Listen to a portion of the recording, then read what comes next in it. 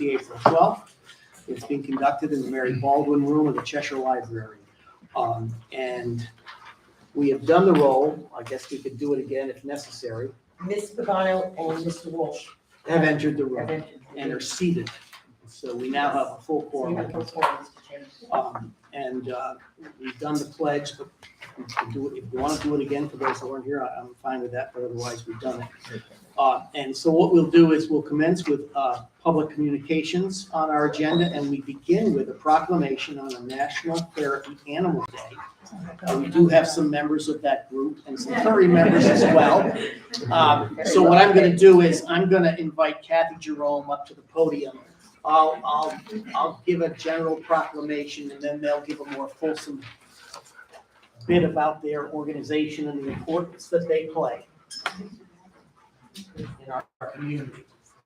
How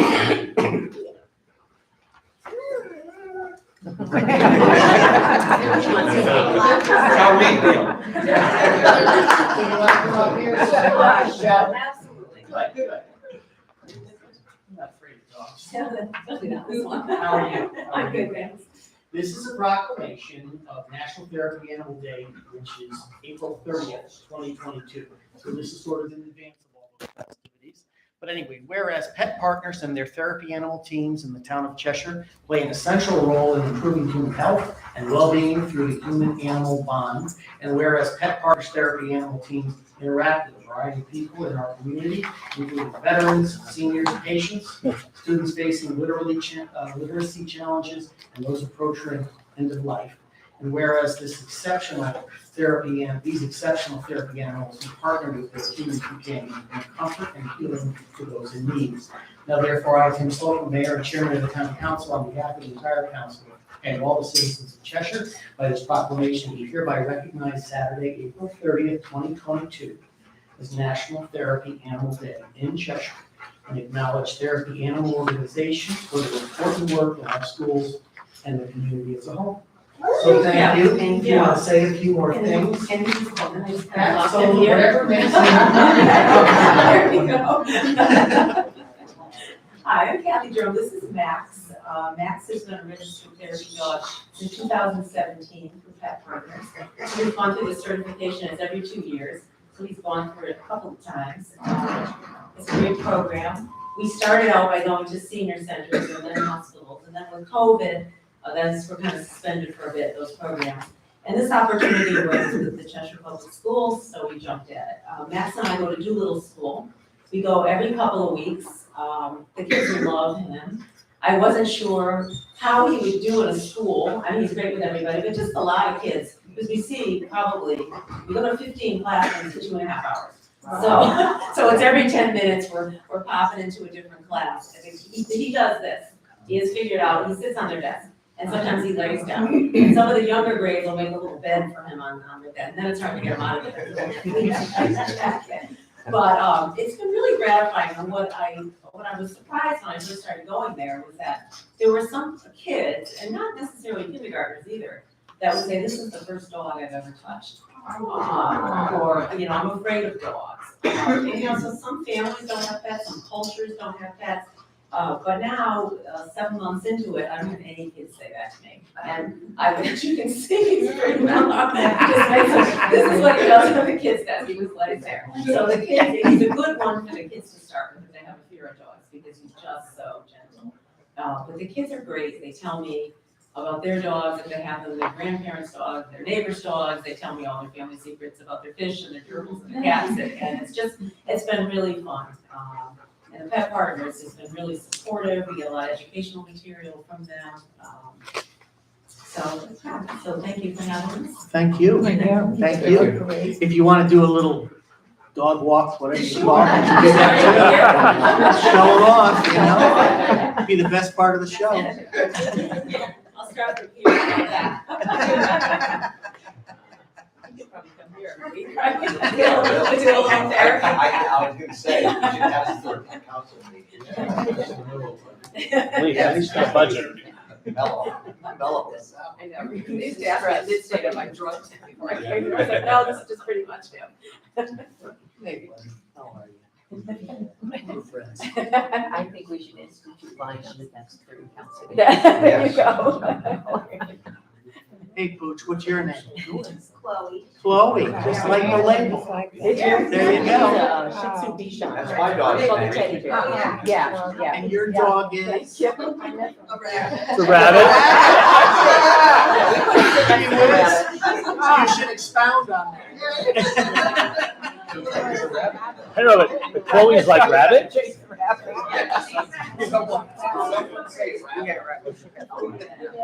Well, Easter's coming. I have a rabbit. His name is Chloe also. Oh, is that? I did. She passed away and when I got this book, people thought that she actually named that. You tell if you need it. Right. Your favorite. I'll just bring this back. I'll bring this back to one of the serious questions. Is Pet Partners sort of an overarching organization that supports local organizations, or is this your specific organization? Oh, thank you. Well, Pet Partners is one of many organizations that works to certify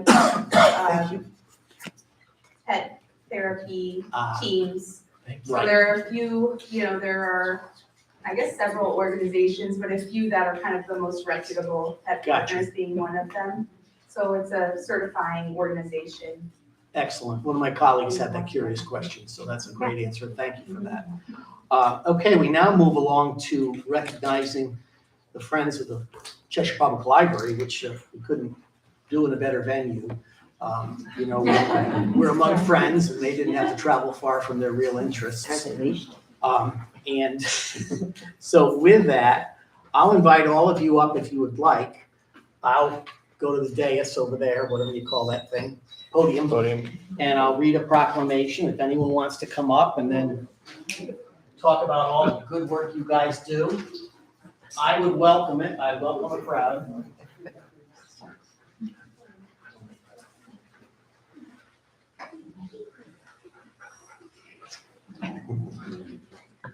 This is what she's used to. She's like, why is no one? Again, thanks for having us. Really, it's great. We do hear about all that. We know how important it is, and we do appreciate it. I know the whole community does. So this speaks to that. This is a certificate of recognition to Friends of the Cheshire Public Library. Whereas National Library Week is held April of each year, and whereas the Friends of the Cheshire Public Library have been working diligently since 1887. None of you stuff. To meet the funding needs of the library that are uncovered in regular operating budget. And whereas their hard work and generosity of their members and donors have allowed the Cheshire Public Library to provide an elevated level of programs and services. And whereas a primary source of revenue for the Friends is the annual book sales. And whereas the last 2 years of book sales raised record numbers. And whereas the diligence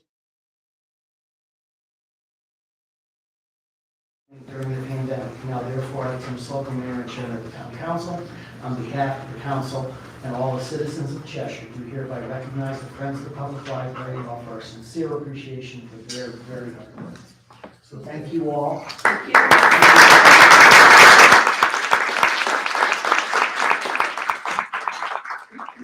like to greet my colleagues after somebody says hello and thank you. You go in front of us. You don't have to look like this. We won't pay. We only do that for the dogs. On behalf of the Friends, thank you so much. We have a hardworking staff, and regrettably, the ones that ran the book sale are not here tonight. They did an incredible job all these past years running the book sale. So, thank you very much. Thank you. Thank you. Thank you. And as a library director, I just have to say that we are incredibly blessed to have one of, I think, the most robust Friends groups in the state. I've worked with several in other places, and I was just talking to a colleague the other day whose Friends group is almost out of money at this point because they haven't been able to support the book sales. So our group has done great. And I just wanted to mention that the record numbers came under the leadership of President Tom Mork and book sale chair Deb Mork, as Kathy mentioned. But I also wanted to say that not only is it the money that they raised, But during last November's sale, they coordinated 70 volunteers across 190 time slots. And these included the high school Mecca Rams and the Interact Club along with their parents. So they are a force when it comes to like getting people together and getting something done. And we couldn't do what we do without them. So I want to express my thanks as well. So thank you.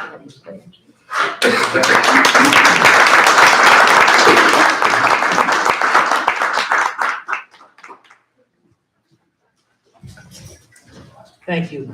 We always leave a line for a COVID update. I don't care if we ever have one, but if there is one. Surely there's something to add to I talk have about. one in the town manager's report. We can do it now or we can do it there. Whatever suits you, sir. Why don't we put it together in the town manager? Fantastic. We'll now move to the quarterly consent calendar donations. Mr. Bauer. He just went for a glass of water. Oh, good time. I can handle it. We have a backup plan. Yep, Quarterly, it's in our packets. we can be grateful to a lot of generous folks in the community who, as individuals, as organizations, make significant contributions. Well, actually, some large, some small, but it all adds up to something good. And this year's quarterly report totals $15,103. That's free money for town purposes. Of the grand total, $10,981 was given to the Human Services account. And the library account also received a fair amount of money, but the total there. 2224. Oh, there it is. There it is.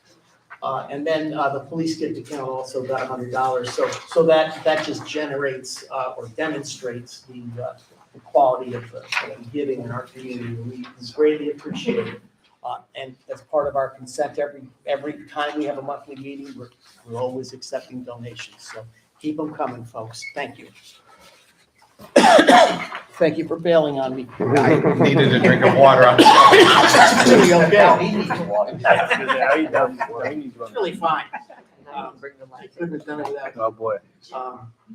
With that, I'll invite any public comments that don't directly pertain to any item on the agenda this evening. Are there any public comments? Okay, seeing none, we will move into the approval of minutes, corrections to the minutes of the regular meeting and the Budget Committee meeting of March 8th, 2022, the minutes of March 10, March 15, March 22, March 29, March 31, April 5th, and April 7th. Move as amended. Okay, we have a motion, Mr. Talbot. We have a second, Mr. Walsh. Any questions, comments before I call for a vote? All those in favor? Thank you. Mr. Bowery, the consent calendar. Thank you, Mr. Chairman. Be it resolved that the town council approves resolution 041222-1, the consent calendar for April 12, 2022. Thank you. We have a motion. We have a second. Thank you, Mr. Jenks. All those in favor of consent? Motion carries unanimously. Okay, we move to 6, which is items removed from consent. Seeing none, we go on to old business. And old business has been very busy the last, old business does show up every time on our calendar with our monthly meetings, and it seems to begin with school modernization.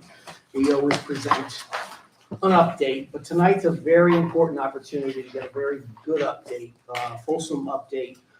My colleagues on the council have not been privy or so noticed on all of the updates that do go on. Ms. Nichols and myself attend when we are able, administrators' meetings, which are held on Wednesday, get updates, but it's really all coming together. The good, the bad, the ugly, presented by however, and so we're at a point where I invited and welcomed Collier's leaders, Chuck Warrington, John Coplis. We're also visited upon tonight by, I did see there we go, Jeff Solon, Ben Messiana. We've got Jim Jascott from Finance. We've got Sean Kimball, our manager, and Arnett Talbot. We typically are party to these meetings, so tonight Chuck is going to bring us up to speed, and John as well, on where we are with the costs that are being estimated the 2 new public elementary schools. We're going to address issues we're facing associated with how much reimbursement we get from the state of Connecticut. We're also going to recognize the fact that inflation is a really ugly issue. And as part of our planning process, because if and when we get this approved in November, well, we know when the when will be, but if we do, those schools won't be built. Those schools will not be built, the next day.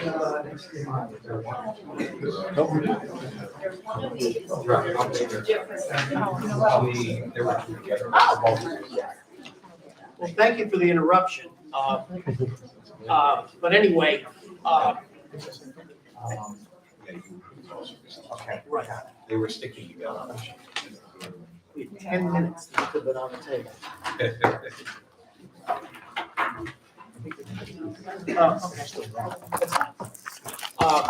So with all of that, introduction of where we are, I asked the folks, as you know, to come from Colliers and sort of speak to the issue. I presume, John and Chuck, you're going to be doing some kind of a PowerPoint presentation. If not, some sort of, are we going to, or Jeff, you're going to lead it? You're going to start it off? Yeah, I'll pick it up. Okay, I appreciate that. We'll start off.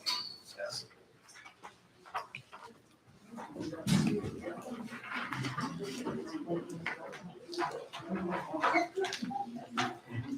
That was better. And thanks for coming out. I know you're on a vacation. Oh, yeah. In the audio? No, we can't. Oh, shit. That's all.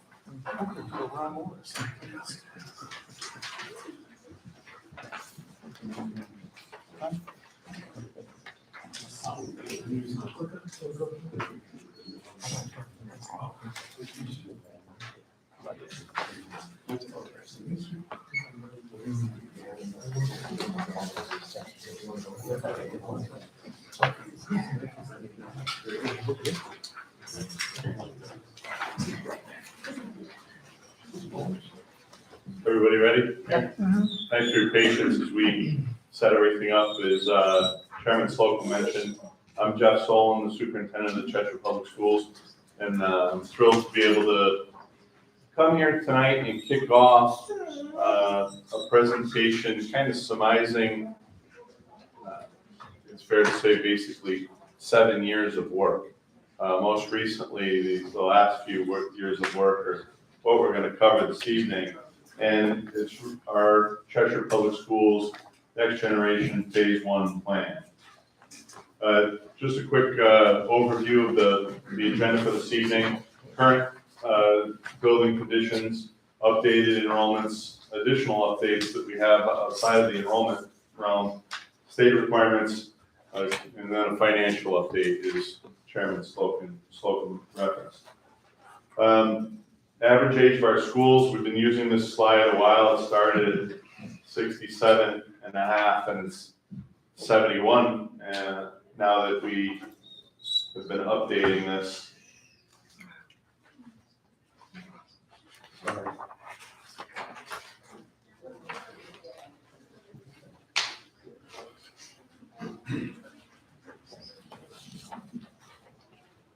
So our school modernization committee was established by the council in 2019, comprised of 13 members of the community.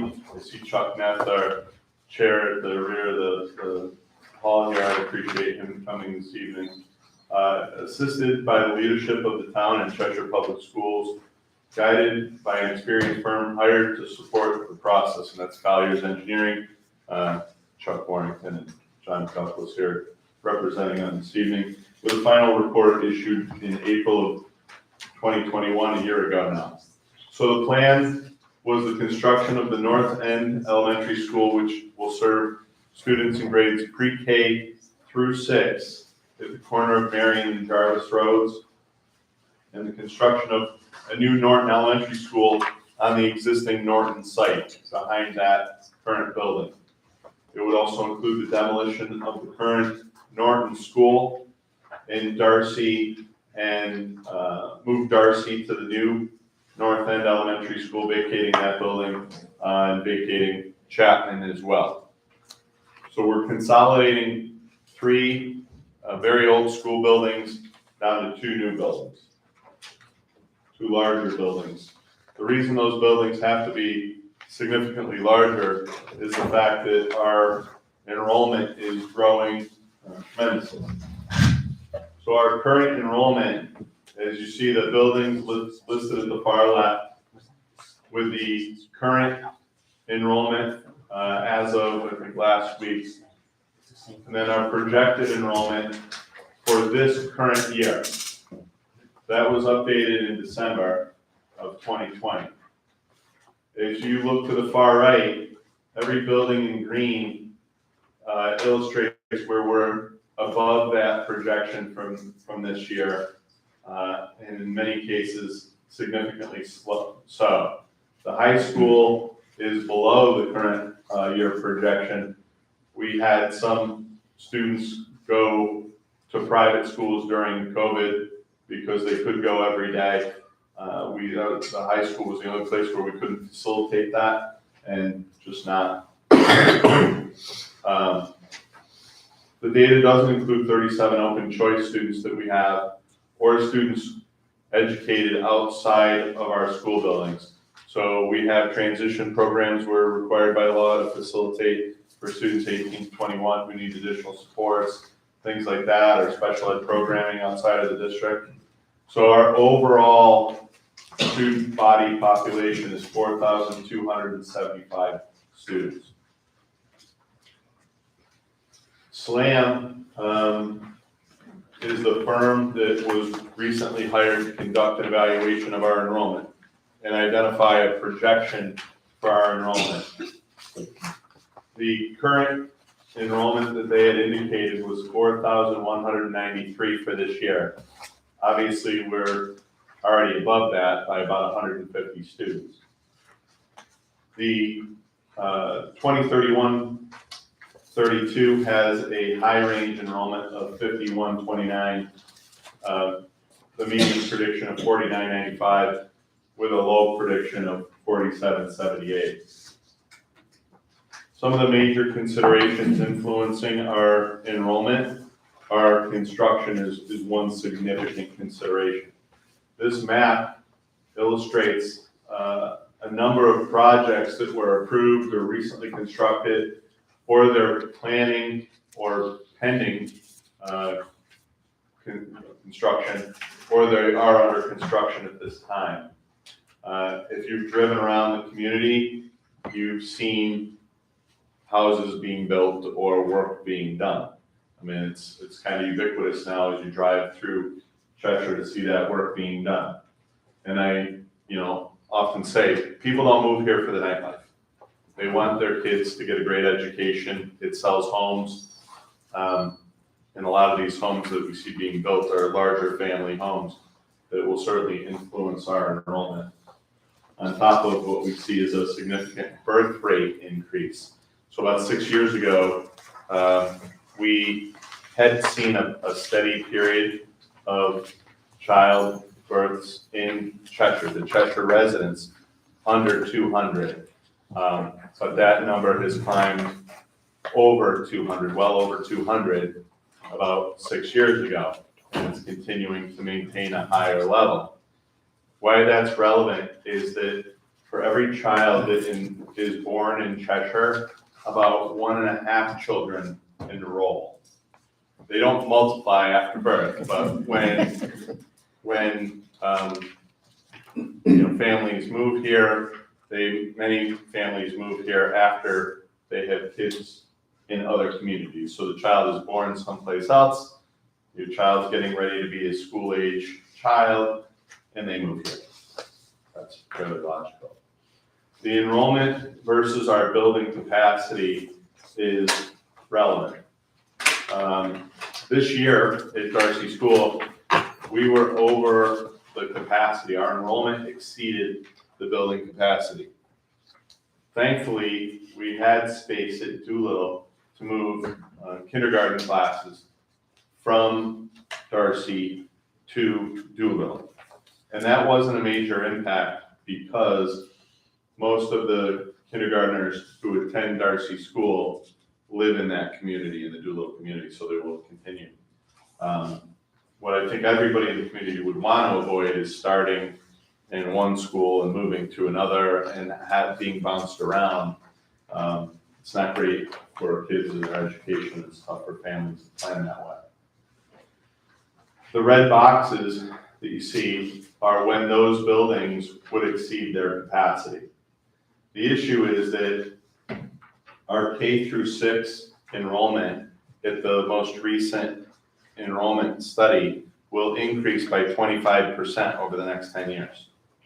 That is a huge number to increase, by one student additional out of every 4 that we have. We add another one over the next 10 years. As such, at our current pace, Highland would be over capacity in 23-24. We already have trailers. That picture below is a picture of Norton Elementary School trailer.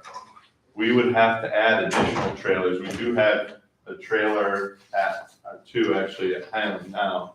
We would be adding trailers to our buildings to manage the student enrollment, which is not a great investment.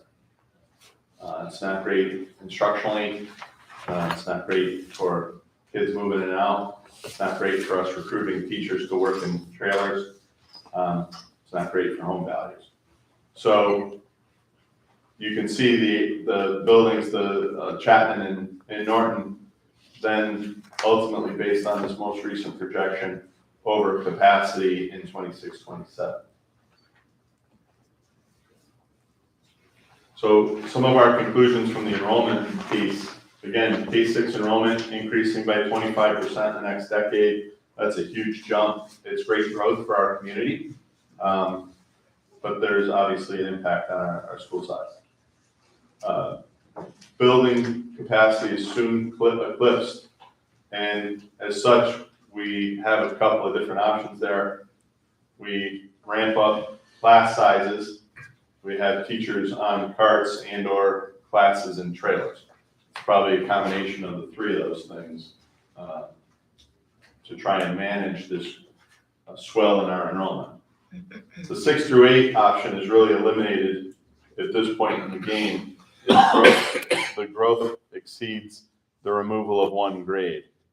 And then, on top of that is we do have the benefit of consolidating 3 buildings into 2, therefore, eliminating the additional energy costs, the maintenance costs, the things like that in that 3rd building.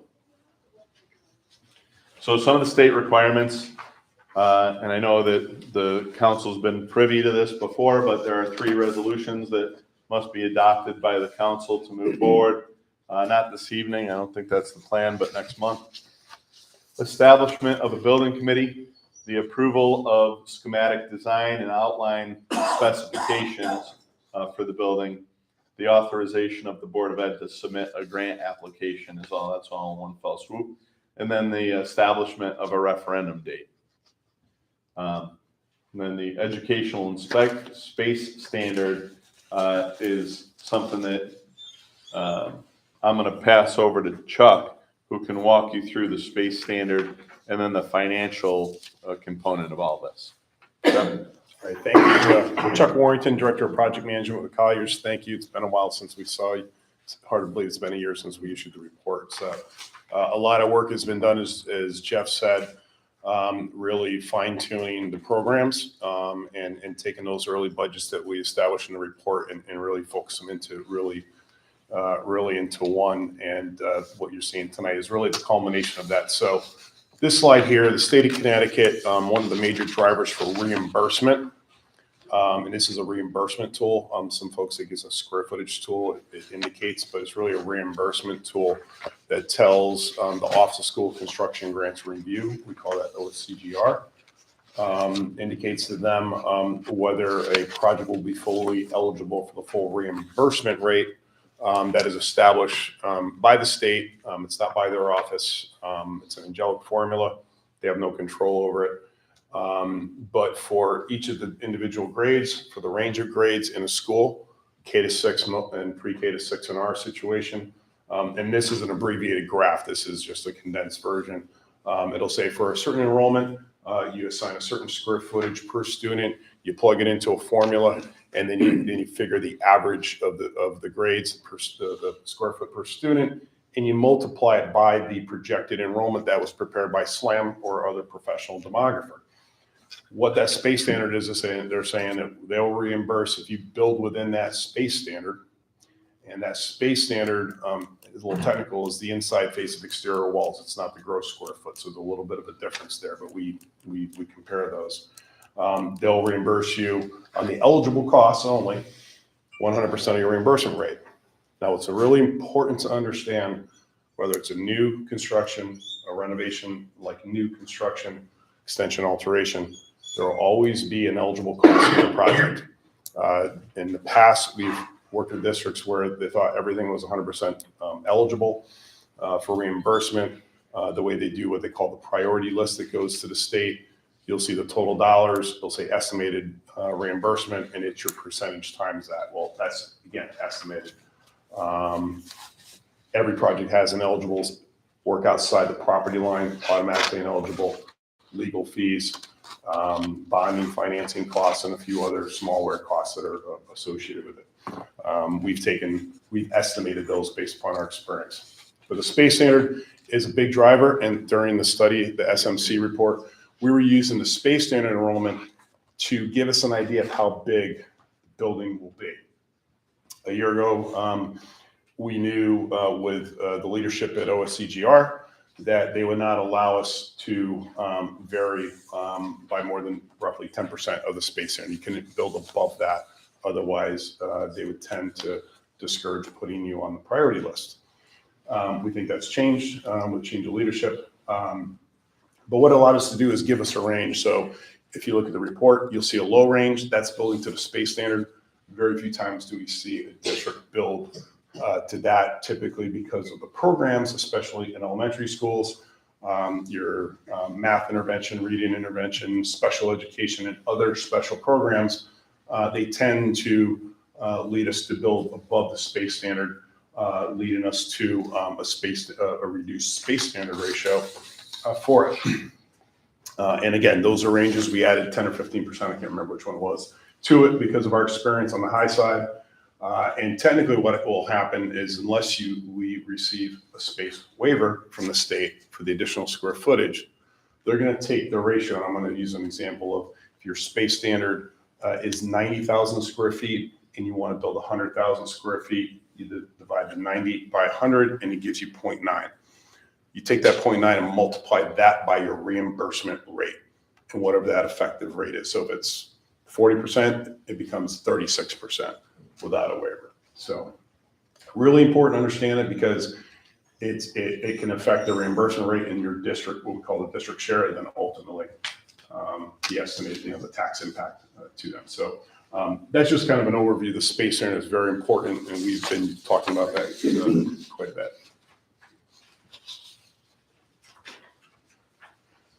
So again, typically we see with schools in the low to mid 90s on a space standard ratio. Some do reach 100%, some are lower. This is what we've typically seen quite a bit. Again, we can apply for a waiver, and we're planning to, based upon the programs that are contained in these two schools. We're not sure if we're going to be able to reach 100%, but we'd like to get hopefully 3-4%. We haven't calculated that yet, but that is a goal to increase that because right now one of the schools is at 93% space standard ratio in Norton, and the North End school is about 89%. So we'd like to bump that up and decrease your district share and increase your reimbursement from the state of Connecticut. But we have to apply to the state of Connecticut, make our argument for those, and they'll approve those. There's other means to achieve that, but we recommend certainly going that route first.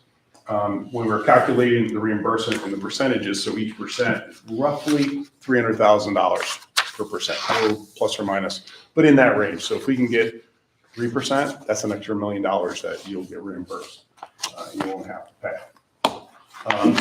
What's really important, we learned through the process, the Birth to 3 program that's currently in Darcy, that's going to go to the North End School. They do not reimburse for that program for any square footage. Fortunately, I think our square footage is what, 1,100? Not even 800 square feet, maybe. It's a very small percentage of the program, so it's very minimal for that. So in our schools, when we first started, we started doing what they call educational specifications. What those are, it lists the programs that you're going to have in your building. It doesn't design, it just lists your programs, it describes the spaces, what they're used for, finishes, technology, number of students, and a lot of other data that informs not only the state of Connecticut, what you want to build, but also hopefully you pass referendum to the architect of what your requirements are going to be. The Board of Ed owns those. When we first started this process a couple months ago, probably 4 or 5 months ago, writing these, in the left paragraph, you see Norton, we were about initially at 91.4% of the ratio. And at the North End, we're at 82.8. Now, the main difference there is the Darcy program. Those programs require more space per student, just because of its specialized nature. Through a lot of hard work with the central office, the principals, Dan Hansen, who's our educational consultant, former educator himself, we've been able to improve those and increase Norton's ratio to about 93.3% and the North End to about 89%. They're significant amounts. I think just really looking at efficiencies, looking for any duplicity, I think in some of the offices. Yeah, we reduced sizes of office and classroom space to get down, to improve those space standard numbers and basically shave 2.3 million off.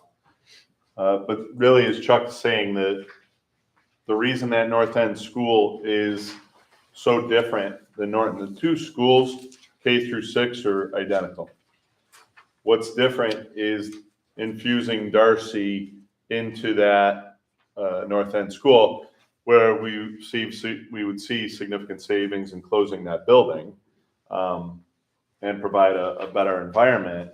But as Chuck was saying, it boils down to those pre-K classrooms are larger in size with fewer students.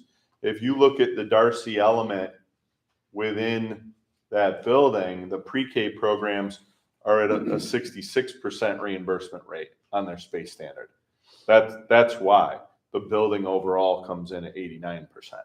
If that program wasn't there, the building would be at 93%. So that and 500 square feet for Birth to 3. I mean, that's negligible cost really, but it's really that preschool 20,000 square feet at 66% is where the difference lies. But again, we're permitted to apply for space waivers. And I mean, that's a target for us to have that space waiver granted for a higher reimbursement rate. Yeah, so this is the fun part, is how much is this going to cost, is what probably everybody's kind of here for. The North End, one thing I think we had to clarify in the North End, in the SMC report, the Darcy program was originally slated to go to Highland. Right. I think it's important to kind of talk about that for just a second, because going back to space standards, when we look at the enrollment in the Darcy program and the proposed enrollment for Highland, that space standard ratio, we were within the ratio based upon the student count. However, because you have an existing building, you have existing 4 walls in place, and during the SMC, we noted we're going to have to study this further once we get the ed spec and understand what the spaces are. So one of the first steps is we did the program for Darcy and really listed those out. And we said, okay, let's take what the proposed programs for K to 6 will be at Highland on the physical floor plan. And the principal placed it grade 1 through 6 kindergarten. And what we found out is we only had 4 classrooms left available, and we would have to build, I think it was around 15,000 additional square feet at Highland. So as we said, you have the space standard indicates we should fit, but when you look in reality in an existing building with an existing 4 walls, we're not going to go tear apart all the walls and resize them. You have good sized classrooms there already. We would have to add on to it. And with the executive steering committee, we looked at the site and the possibility of adding parking, another 15,000 square feet, and frankly, it was just too tight. So there was a decision made to take the Darcy program, add it onto the North End program, and that's going to be the big difference in a lot of the pricing you'll see from the SMC report. Yeah, just not practical and of course cost effective to add it to Highland. The existing, everything that exists at Highland with that addition would also have to be code compliant, and that would be a major cost. Site runoff, things like the parking is hard. We have people park on the grass now. To add that many more vehicles, you'd have to further extend the parking lots out, taking away space for the building. Just wasn't cost effective or practical. Yeah, so this slide here, you have it in your handout. It's a summary of all the backup you have here. There's a lot of detail. If you have any questions, we can go through. But all the backup feeds into the summary page here. And really, we just wanted to kind of highlight the SMC report. That enrollment, again, was 653 students about a year ago, with the revised numbers that we received from SLAM in addition to the Darcy program. That's grown to 790 students, ultimately resulting in a larger building than we originally anticipated about a year ago. As we talked about the space standard, we're currently using the 2022 reimbursement rates. If the referendum is held in November, it will convert to the 2023. Those haven't been published yet, so we're just going to be using the latest that we have. It shouldn't change too much, but we just want to make sure we note that. And currently, with the space ratio that we have now, at that roughly 89%, it would take the reimbursement rate from 35.72 for new construction, renovations 10% higher, down to about 31.82 based upon our calculations. So all the numbers you see here for estimated district share are assuming that we won't receive a space waiver. We think we'll get some of it, but we just want to be conservative in reporting that. So in the chart here, we kind of did a comparison. We wanted to put the high budget that we created in the SMC, just to give you kind of a point of comparison between what we have now. And we also have done different scenarios, models for a 6%, a 7%, and 8% escalation. I think we've all probably heard in the news and seen in our everyday lives that there's higher escalation right now. It's pretty volatile. We've seen a pretty good uptick, especially in the last 6 to 8 months in bidding. And I know we talked about it quite a bit with Matt, questioning that, and we wanted to kind of see what was happening. And in November, we did receive bids in South Windsor, Connecticut for 100,000 square foot elementary school that I think is going to be very comparable to what you're going to build. And those numbers are probably as close as we can get. We received 153 trade bids. We had significant coverage. And we basically think the market spoke for that. And that's the latest data we have for numbers. And that's the ones we're kind of using in combination with the escalation. And the purpose is kind of have a dialogue. What do we think is reasonable here? Because none of us have that crystal ball. Escalation's been very consistent over the years, 3.5%, 4%. Now it's uptick due to COVID. And unfortunately, the Ukraine crisis is kind of adding to that, and we're not sure what's going to happen. So going with that, the first column, you see the percentage. We show the total project budget. Again, just to reinforce, the total project budget includes construction, applicable escalation, what we call FF&E is furniture, fixtures, and equipment. That's the equip of the building with new desks, chairs, AV equipment, maintenance equipment, and so forth. For it, what we call fees and expenses, that's your architectural fees, your other professional fees, testing, third-party stormwater reviewers. There's a lot of professionals that are required for these projects by law, commissioning agents, construction manager fees, testing fees. What's not included in here are the finance and bonding costs. We are working on finalizing those, but those are not included, so those will have to be added to these. And then finally, and just as important escalation is owner's contingency. We include owner's contingency in the projects for unforeseen conditions, betterments, and other issues that may come up primarily during the construction phase as you go through it. So that's that second column. In the middle here, we just kind of highlighted some of the major, like the construction budget, and so we can kind of compare that to what the SMC report was. It was just shy of $50 million, again, a smaller building. That's bumped up fairly significantly. A lot of it's the square footage, but also the unit price per square foot. So we were using $365 per square foot in the SMC report a year ago. That was the maximum that the state allowed in limited districts to at the time. And that was not too far off. It was starting to uptick at that point, but we didn't see anything to make us want to vary from that. But with the recent bids in November received, we came in at $400 per square foot. And that's just for the building itself. It's not for the site work, just for the building. So we feel it's responsible to use those most recent numbers for a job that's very applicable. It's in your general region. You're going to be very attractive here. You're very centralized. So I think you're going to get a lot of bid coverage for, especially new projects. They're going to come out of the woodworks. Yeah, and just again, to reiterate that the number above the bold line there, the thicker, that was pre-inclusion of Darcy, and the number below is with the inclusion of Darcy. Yeah, so the construction value in this column here, we just wanted to show that that's what we estimate. Hopefully that the bids would come in. That's what, if they get passed, we would manage to with your architect and your construction manager as they go through design.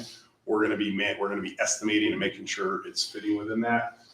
The escalation value in that center column, that's part of the construction value. That's within that number. But I think it was really important to just kind of show the comparison. We're carrying 6.4 million. Now we're up to 11, 13, 15 million in those scenarios. It's a really important conversation to have because that does adjust your total project budget. And then the owner's contingency. That's obviously was at 4 million. That's around 5.5, 5.8 million. So definitely an uptick there. And those are some of the major ones. And again, it's all in the backup you have here. If you have any questions, we can go through it. But most importantly, taking the estimated reimbursement that we have, again, using the reduced reimbursement rate, we're assuming a 5% ineligible cost based on our experience with new projects. That can vary based upon the state audit. Again, it's just a placeholder. Many times we've seen in prior referendums in other districts, they don't assume any ineligible costs. The reality is they're there. So what happens is the state takes those costs off the top. There will be a district share calculator. The second sheet you see kind of looks like this. That's a district share calculator. It's pretty simple. They take the ineligibles right off the top of the project, and then the remaining eligible cost is what they apply that reimbursement rate to. So that's how we calculate that. And then the balance of the project that's not reimbursed is your cost of district share. So in the SMC, we originally again around 21 million for reimbursement, close to 43 million. Again, this is on the high scenario. Again, that's uptick to 25 to 27 million. And an estimated district share significantly higher, obviously, just shy of 60 million up to about 62.5 million. Again, depending on the escalation. That when we adjust that escalation, that affects architect's fees. That's a percentage based. The owner's contingency is a percentage based off of that as well. So the kind of compounding interest is you modify that value for it. But obviously, much different than last year. A lot of it due to the pandemic. The crisis in Ukraine, and then just material shortages, labor, raw material availability is contributing to that factor. Any questions on that? Pause there for a sec before we move on. So Norton, very similar. The format's very similar. The narrative's all the same. This one's certainly more consistent. The only thing that changed, the enrollment went down a little bit. So our building actually got a little bit smaller based upon the ed spec. We are meeting. We are going to be exceeding. We're about 93%, but that's a pretty good spot compared to what we've seen across the state. We're going to try to cut it out again. Space where I want to be stressing that. Again, similar numbers. The total project costs, the construction budgets. You can see the comparisons. And then ultimately, again, the state reimbursement, the district share, we're at 22 million for state reimbursement, 44.7 on the district share. That's uptick a few million to 49 to about 52 million, just shy of 52 million again, depending on the model. So that one hasn't fluctuated as much again. That square footage, we're about 21,000 square feet for the Darcy program in that. That's really attributing to that. And again, we're using that $400 per square foot unit price for the building as well. And there was a couple other upticks. We modified some of the FF&E since the SMC. We bumped those up a little bit as well to add playgrounds into that. We didn't have those in the SMC report, so we added those in as well. So that's the news. I think with that, we open up to questions. Well, I'm sure there's plenty of questions. I think I'll start with my colleagues, and I do want to welcome the public. If they have a question, they'll certainly be invited. But are there any specific questions? I'll start on this end and work down if that's all right. Sure, that's perfect. Chuck, just so I understand, the numbers that we're looking at now are the numbers under the line that start with the 6%. That's what the number we're looking at right now. That is correct. That's the So current proposed budget. So the budget for the north end is about 85 million at 6%, and 72 million at 6% for north. That's correct. That's, okay, that's the right numbers. Current numbers. I want to make at sure I got 6%. that right. 100%. Okay. correct, yes. And these numbers are based upon square footage allotment from an ed spec, but no schematic design at this point. No, That is- not even any line drawings at all. It's just all based upon numbers that are generated from That's correct. past experience. That's correct. Okay. We did do test fits, and as you know, they're very high level Mhm. sketch to go, can a building of this approximate size? And we assumed, I think it normally assumed the classroom wings to be 2-story, same thing for the north end, to see if they fit. The parcels are pretty good size, and they're very schematic in nature, but we call them test fits to say, is it achievable, is it reasonable? Because sometimes you look at it, it just doesn't work, and we have to look at different options. And did you account for anything for what you call non-allowables at this stage? Like, are there off-site improvements that you're anticipating, or are those not in this estimate at this point? Yes, we actually have included in the site costs specific line items to run gas. I think we added $1 million in each one to run gas to the properties, as well as some geothermal. We added there, so we added some specific line items. Let me just pull that one up, John, and I'll. Yeah, so for gas on the north end, we had another $1 million. We added $1 million in the budget for geothermal wells. And we put them in a specific line item. So, if we get to that point and you don't use it, the building committee in town, you can say, hey, listen, we're going to take that out and not spend that if you want. So it's relatively detailed there. But we carried a pretty heavy site work percentage against the building. We've been tracking that on similar projects. So we're currently 25% against the building.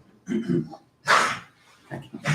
Tim, I have other questions maybe about the process, but I'll let it sit for now and let others ask about it. If there's other questions to follow, yeah, and then we'll come back to you. Sure, Sandy. I wanted to ask, Not a fan of the budget. for the parents out there that are looking to see when these schools are actually going to be built, once we get through the referendum, hopefully successfully, when will they actually be able to break ground? When would you say that? Yeah, so now I'm in my schedule. John, I'm sorry, 25. When we start into break ground, is it like late 24? 25. And then occupancy in 2026.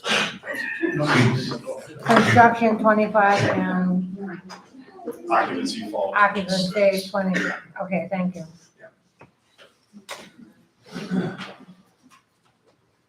The design phase is once you approve referendum, a couple months to bring in an architect, roughly about 15, 16 months for design, about 3 months for bidding typically.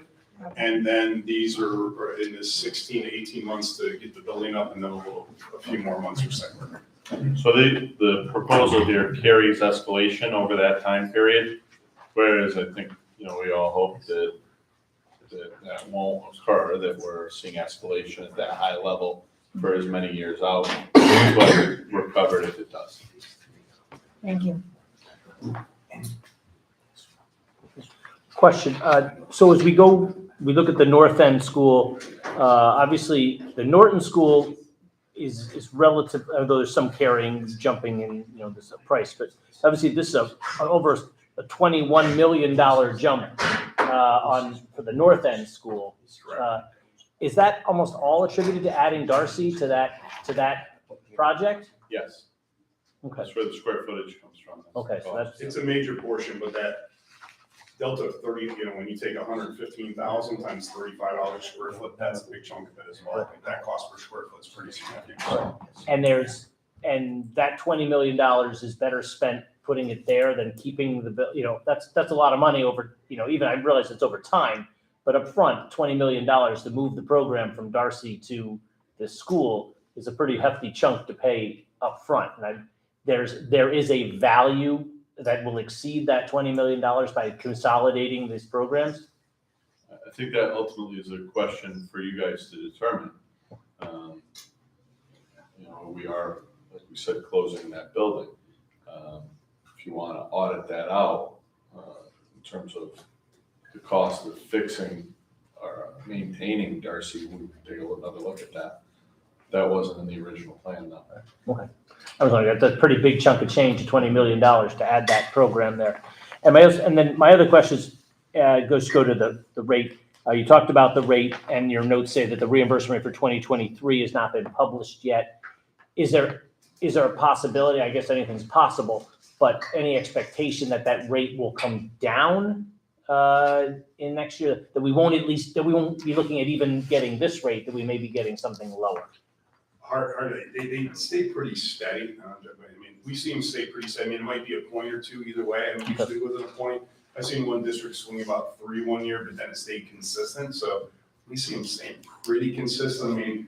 We're at 35.72, it might be 35.35 or something, relatively linear. But obviously we have to wait and see on that. Okay, because I'm just curious, obviously, when you add these two numbers together, you're looking at about $125 million. So even small swings make up huge chunks of change. And then just finally, is there any concerns going forward with the state? Obviously, we've been hearing a lot of issues with the program and the director of the program over the last couple of years, and what's been happening at the state level. Is there any concern that may impact this project?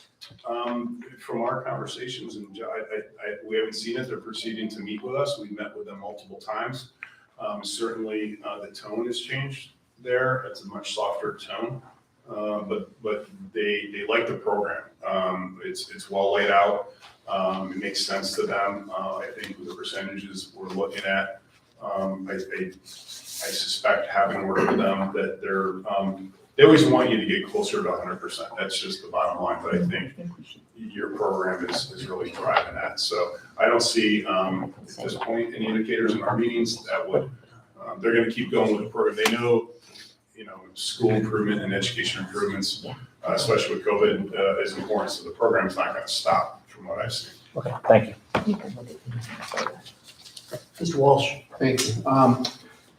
Couple questions. First, when we're looking at the enrollment numbers, we're looking at basically what we feel with redistricting and what it would be 10 years out, the number, or is that the number? We're allowed to go 8 years out statutorily, and you can take the highest of those 8 years. So we take the highest of those 8.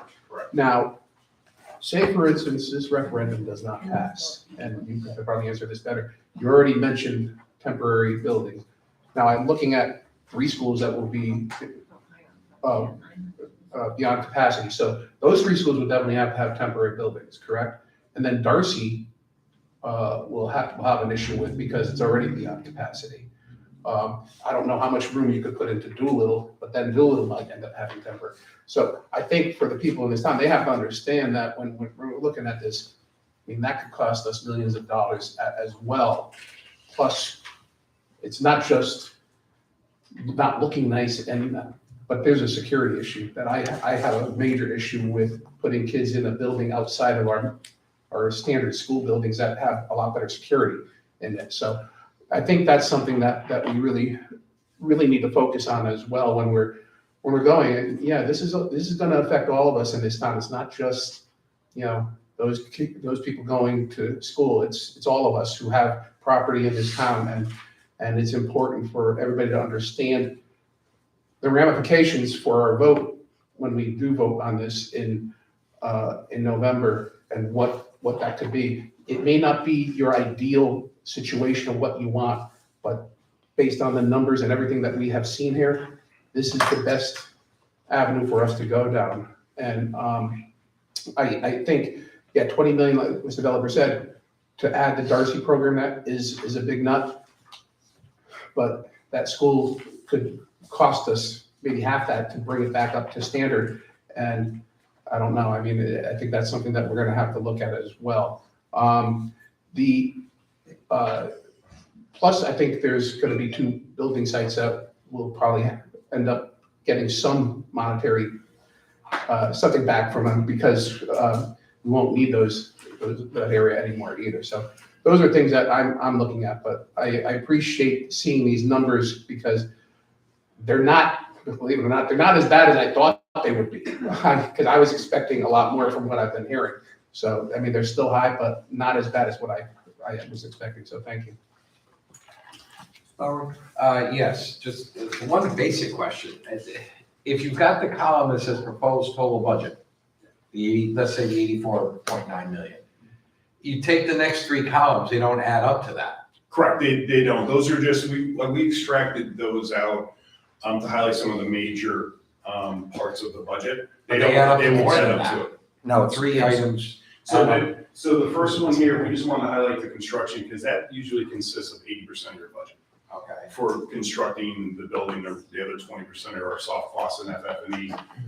Because of the escalation discussion we're having, we wanted to kind of pull that out, and this number, these numbers are within these numbers here. When you look at those, and we just thought, so you can see the actual numbers when we were putting this together, John, we're like, well, what are some of the questions you may ask? And we thought it'd be important to kind of show how much is the escalation, what's the difference from a 3.5% to a 6% to a 7 to an 8. Yeah, those will not add up. Those are extractions from them selectively, just to kind of give you a highlight. They're all contained within the backup. The backup, you see that 2-pager with 50 line items. That's the complete total project budget. Does this updated numbers, updated costs, make a difference in the comparison of a renovate like new and add on to Norton scenario versus the new building scenario? Does it also change that scenario? Because the difference was, when we got the numbers a couple months ago, they were obviously the other numbers that we were working with before the updates from COVID and stuff. And the difference made it, in my mind, worthwhile to consider the new school for Norton rather than the retrofit like new and then add on to it. But is it gonna cost more now, your best guess numbers to retrofit a school and add on? It's probably still gonna be a bit lower because, so for Norton, I'm going off of memory here, the amount of square footage we'd have to add because of the increased enrollment was a portion of your existing. The cost per square foot on a renovation is lower because you're not building, you're not constructing your foundations, your steel, your structure, right, your skeleton per se. So it is going to be lower. We would have probably been in the 350 range there. So you're talking, $50 a square foot times, the total size of it. You're probably talking $5 million there. Construction will be a bit longer. I think we mentioned last time your contingencies. Well, you have students in an occupied building, which that what is that worth? We can only abate hazardous materials during the summer for elementary schools. So the new is still more. Your reimbursement's higher with the renovation, but there's the other factor of programming a building from scratch that's fit for 21st century learning, and all the ways that we teach these days. Looking at other districts, and we walked through a couple the other day, I think it's a drastic difference going with that. And you still have an old building, but you don't know what you're gonna get into. About 5. Well, that's the scary thing too, once you open them up. Well, perfect example, and I worked with Jeff in North Haven, the middle school there, we opened up the cafeteria, we kept that, we tore the roof off, and it was Swiss cheese. We had to replace those $60,000 that we couldn't have unless we tell you to part, you really don't know. That's just one example of a renovation project or alteration project there that, you just don't foresee. Yeah. The quality of construction is not the same. So the difference for phase one was in the 5-6% range of the total cost of the project, I think. We looked at a couple months back, and if it's still parallel. It's to probably that, similar, it's gonna move up, because All right. it's really Wow. driven by the cost per square foot. There might be a little bit of an uptick, depends if it's looking at the permit, we haven't compared that, so if we wanna do it, we can do that number pretty quickly. Well, I certainly can't, second guess your numbers here. I mean, because you're the experts in terms of the dollars and cents, what our job is to analyze what we can afford, whether this is right for the community. It's clear we need the project. It's clear it's time, the kids are here and they're coming. If it's $10 million, $15, $20 million more than it was, it's still gonna last. It's still gonna save us in operational costs that'll help offset some of the debt service. I do have a question, actually, I think either from Mr. Malone or Mr. Jaska. The numbers that you sent us, I was gonna try to look it up now, today for the debt service number. Right. Is that this new number? So I based my projections on 113 million, which is pretty close to the 8% escalator right there. Oh, sorry. Sorry, didn't even notice. I'm sorry. I did not notice. I thought John was gonna answer. Yeah. He's right down the. Yes, I'm covered. Sorry, Jim. I am old. COVID, it's COVID great. I guess Good. I'm old. Yeah. So, which numbers did you use? Yeah, so I based mine on 113 million. These numbers have been fluctuating a little bit just over the The last. 62 plus the 51 on the other page. Yeah, which totals like, I think, Okay. 114. So that's the worst case I'm just scenario. shy of the 8%. And that's the Worst one case where we have the scenario. jump of 3 mils and once it's all in, one-time big jump of 3 mils or about 6-8% to Right. get it all in. And that takes out some of the expenses that we talked about and whatnot. I mean, we gotta flesh some of this out, but we gotta move forward and that's, okay, thank you. Mr. Talbot? Thank you, Mr. Chair. I probably have and poor Chloe's gone now, but I probably have the same reaction that Chloe had when I was seeing the numbers. So in Chuck, I apologize, you may have answered this when Mr. Walsh asked a question, so if it is, I apologize that it's a repeat. The specific, when it comes to the space standard, how do the enrollment projections factor in? And then the follow-up would be, when is it calculated?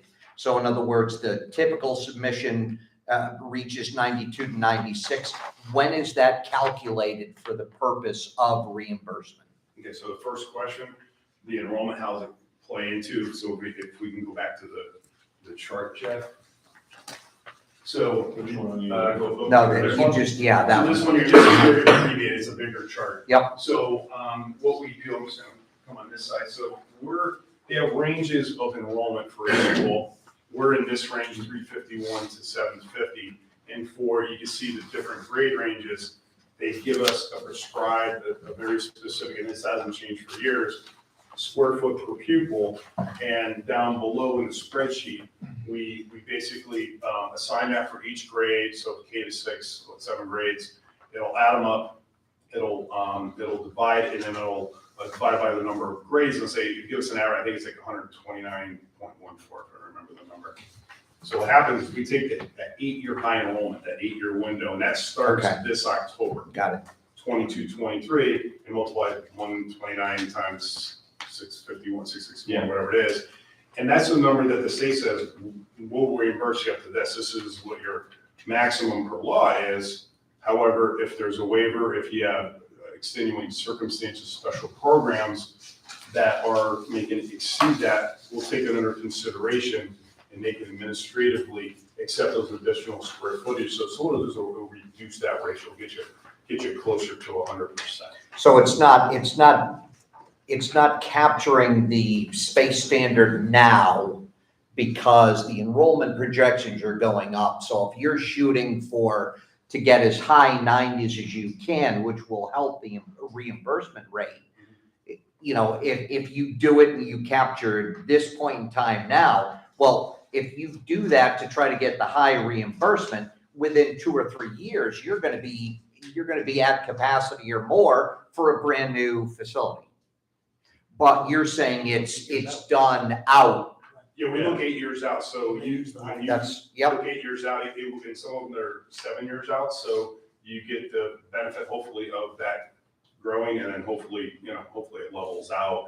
And a lot of this say, why can't we look out 10 years? Well, they just put a limit of 8 years on it, so it does take it into account now, and again, those district shares are assuming no space waivers at this point. Hopefully we can better those.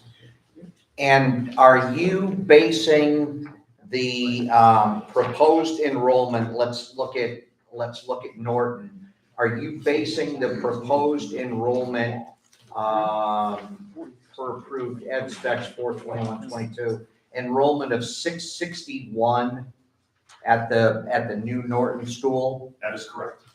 And when I look at this, so that's looking out past 31, 32? No, it's within 8, so starting in 22, 23. It'll go, I think, 29, 30 if I got, do we have that? Jeff, do you have that chance? It goes at 20. Yeah, that one, Jeff, yeah. Yeah, so if we submit grant application for this June 30, it'll start the fall. October 1 is when they look at the enrollments. So the 22, 23 year, so this is 1, 2, 3, 4, 5, 6, 7, 8, 29, 30 year. So And the reason that doesn't say 651 Right. is because this only reflects Darcy remaining open. See how Darcy is still there? This is And there's existing. 200 something, these are Got our it. existing buildings. Okay. For the sake of the years, it's. You add those two. But wasn't Darcy going to the other new facility, We'd have to redistrict. the north end? The whole, we redistrict the whole. Okay, district. so this is So we have to taking, take kids out of Doolittle as well. And then do a build-up.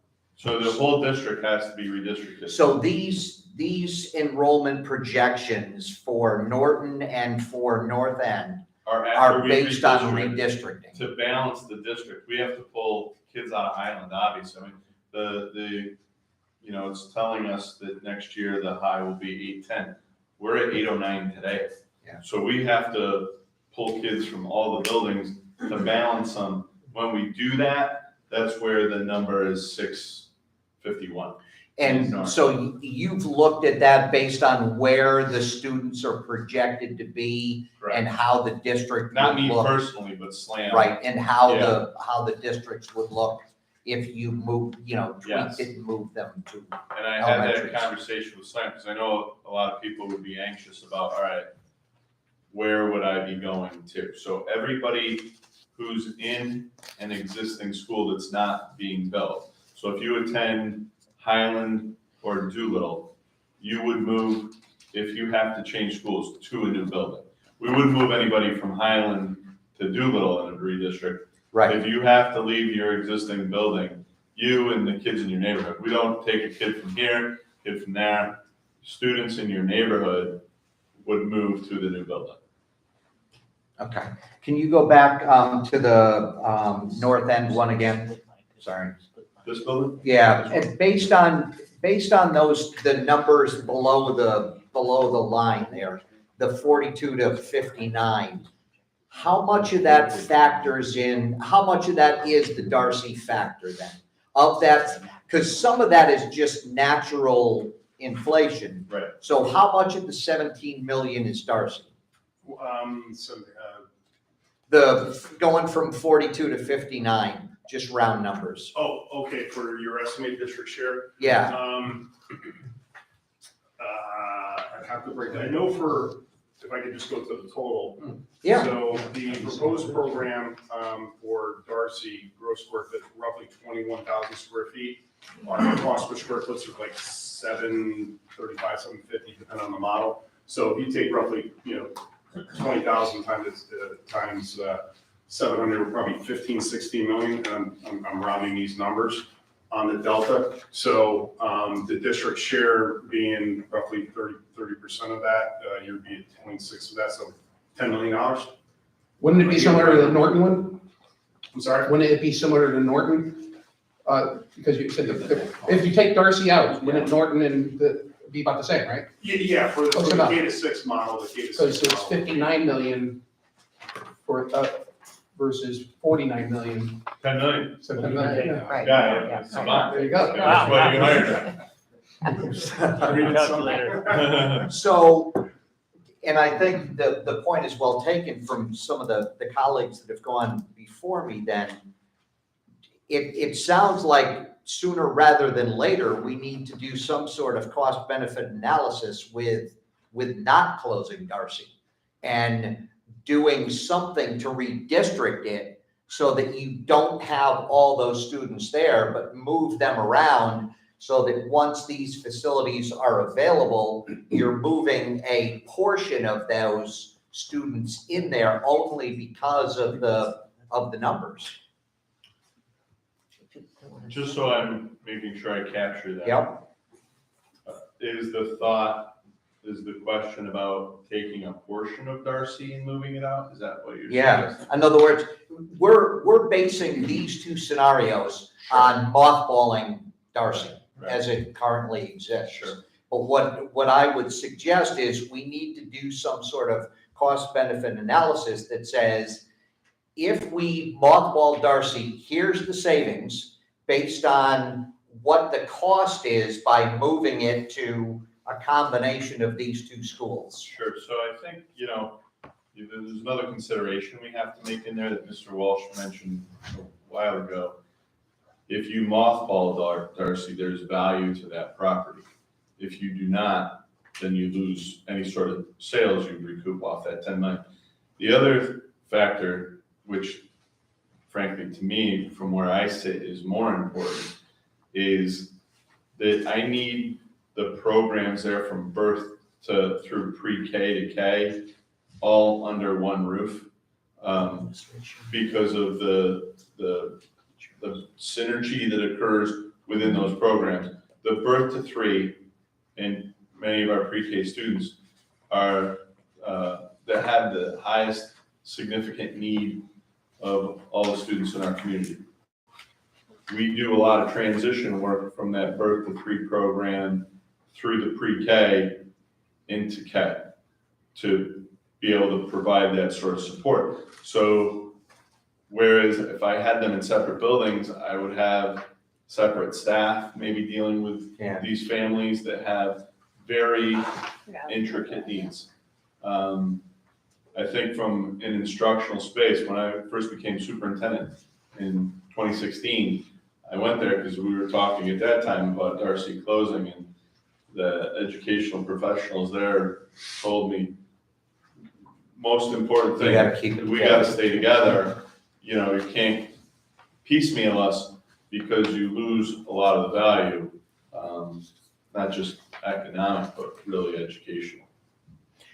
So, I mean, we will certainly look at it. I still think it definitely merits, because, well, and to your point earlier, and that Mr. Walsh brought up, when I say mothballing, what are the savings? It's not only the maintenance and, any of those savings, but it would be, what's the benefit that we see as a town or as a community by mothballing that as opposed to keeping it open, and we need to look at the numbers and see which one is going to be more beneficial in the long run, or how long it would take us to pay off that benefit, so to speak, if we did it into a new facility. So Sure. And I know we analyzed that the first time around. The escalation is what might make it a little bit different, but obviously we looked at that. To Peter's point, if I may, Peter, if we took the cost of borrowing, the debt service on that roughly $10 million, whatever it nets out to be, and made a comparison to the operating cost if it stayed in Darcy without any updates, I wonder where those numbers would fall. Because I see it in erasure. I think you remove an operating cost and you shift it to a debt service number. And if you can compare those two numbers, you probably are gonna be pretty close. I'm just guessing. Yeah. Jim Well, has and that in that's- his back yeah. pocket. I'm sorry. You have that in your back pocket. Yeah. And I guess that's what I am, Tim. See, I would agree with you, absolutely. But that, you need to see it. You know, It's on part the of back life. of a napkin, I think it's Right. probably, but I want to see. I agree. Well, did we not do this during the SFC when We we did. renovated to new? And it's, yeah. You'd have to renovate it to new, which is probably a lot more than $10 million. I mean, because in order to get any kind of state reimbursement for Darcy, if we were gonna do any kind of renovations to get some reimbursement, we'd have to renovate it to new. To code. Yeah, which is a lot more than the $10 million, if I recall those numbers. We have intensive special education needs in that building. The front door isn't handicap accessible. The entire building, I mean, was built, 70 years ago. Yeah, how big is that? Yeah. 29,000 square feet? Yeah. Wow. You're probably looking at $20 million to renovate it. So we did evaluate Yeah, I that thought in the we process. I guess, that was, I guess what I was saying in terms of what would have changed it is escalation, which I'm pretty sure would have been marginal relative to the original cost, but we'll look at it. But I don't know that off the top of my head. And one last thing, Chuck, what is to move it to a combination then of North End, moving Darcy, I'm sorry, I'll be more specific. Moving Darcy to a combination of North End and Norton, what is the additional space that's going into those to be able to accommodate the Darcy piece? Roughly 20,000 square feet, But right? 21,000. Okay, so it is the 21,000 it square is the feet. size of Darcy, and, It's smaller than Darcy. Yeah. About 230. Because we're picking Okay. up some. Right. You can see that. there are some efficiencies. Yeah. Yeah, I mean, you're programming it from new, you have an architect that, they squeeze that program out, and I think adjacencies with, some of the other programs in the school are benefit as well. And I promised last one. Finally, based on this, the one slide, only 500 square feet would be non-reimbursable of that Darcy piece because the birth to 3 is non-reimbursable. Correct. Okay. So that's basically, what that is office space. Birth to 3 is a program that predominantly runs in the home. So those are identified students through the state, working with pediatricians and contractors like the Cheshire Public Schools, who conduct evaluations of children and identify that significant intervention is necessary. Our role is to have our professionals go to the home and provide coaching to families to best support their child's needs. We in turn bill the state of Connecticut. The state of Connecticut pays us for those services. We're the only district in Connecticut that does that, but we run it basically break even because we believe that it provides an incredible service to those children who then enter the Cheshire Public Schools. We hit the ground running with them. It yields greater outcomes for those families at a cost neutral factor. So if you remember from my budget presentation the other day, we added a 0.5 position. We actually added that mid-year because there's a cost there. The demand is so high, it generates revenue to offset the cost.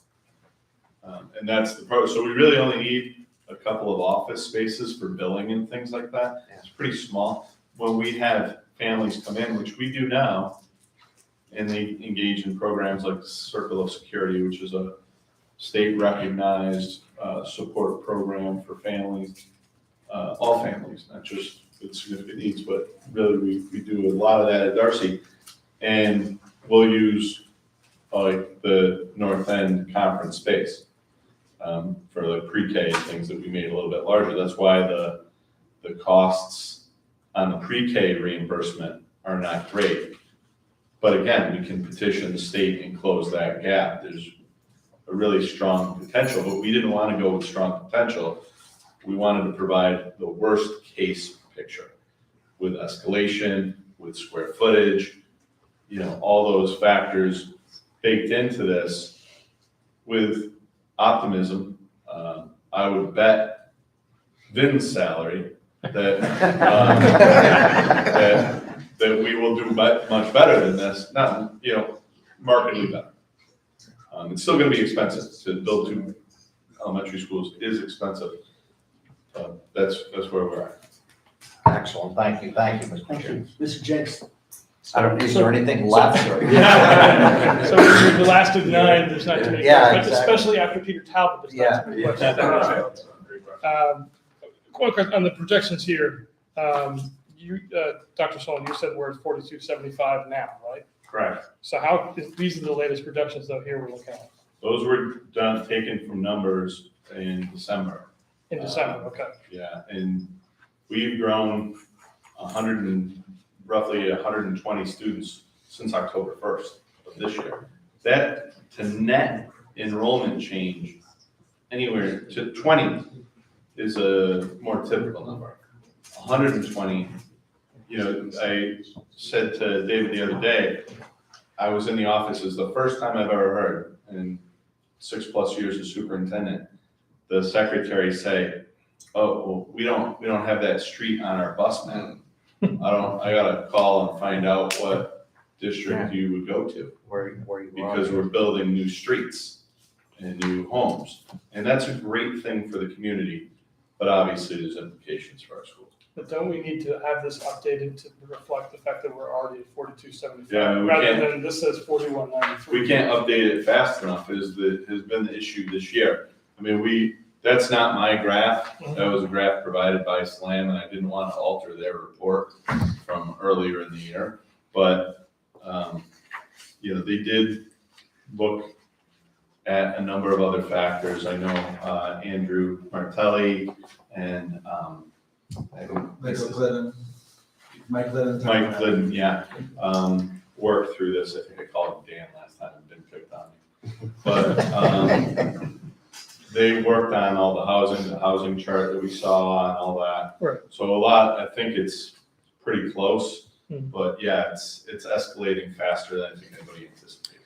And I know, Chuck, you had back a long time ago now, you had talked about how as we get into this project, if we need to make alterations or additions to schools, I assume that those additions along the way would be reimbursable as well, right? It's a discussion with the state. Okay. I got it first. So when there is a growing population, which kind of seems, we've seen this before, it's a challenge, it's a big stress on Jeff, is updating those enrollment projections every year. And in these new designs, the key thing is laying out the sites so there's flexibility, basically drawing that dashed line and go, if we need to add 4 classrooms or a wing, where's it gonna go? So the design looks like it was meant to be. We're not running utilities through there and drainage and electrical. Whether it's reimbursed, that's a discussion we have to update and go to the state and request that and have a conversation with them. They supported the South Windsor program when they did that, but things are constantly changing, so I put a little bit of a caution on that, a little asterisk that it's up to them. Okay. Would that also be your answer more or less with the question of, I recall the size of an elementary school they preferred was 400 to 700 students, so we're going to be well beyond that with one of these schools and maybe with both of them. Is that again just a conversation with the state whether or not they're going to accept that, or when did that happen? Yeah, no, you're the north limit on a couple of these. We're 661. We're approaching that. Obviously, with the pre-K, there's more. It's not a restriction though. It was a preference. This is what we'd like to see. We're building an 803 enrollment right now. That's got pre-K program in it. So it's not a. They're not saying you can't. They're just saying they think that's the sweet spot. And Highland's already over that now too. I think they recognize the efficiency value in closing 3 old buildings to open 2 new ones. And then we've had several conversations with them along the way. There are no surprises. They've seen our enrollment data. So yeah, they're supportive. And the change on it, just to asterisk, that their I'll say philosophy and leadership has changed. That they're not dictating to that was a kind of a recommendation, almost dictation to district on that range.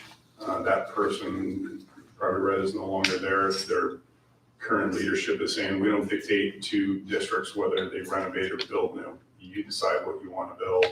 If it was 800, then it's 800, and they're going by statute. They're going strictly by statute now, so that tone's changed a little bit.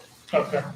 And I seem to recall back on the SMC that the sequence of the schools when we were running out of space was Darcy obviously was first, and I thought it was Chapman, then Norton, then Highland, but it looks like Highland is coming up next year, more or less, or 2 years. Has something changed?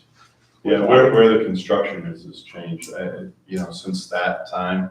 So this is reflecting the new schools. So this is reflecting. That's not Oh, you mean reflecting the new schools, where the community construction is occurring. I got you. That one phone call the other day I mentioned is a Highland's seen not just new construction, but housing turnover over the last year has been very high in that district. Because I know that because the principal there updates me like every 3 days when they get a new kid. It's like, I know, man, nothing I can do.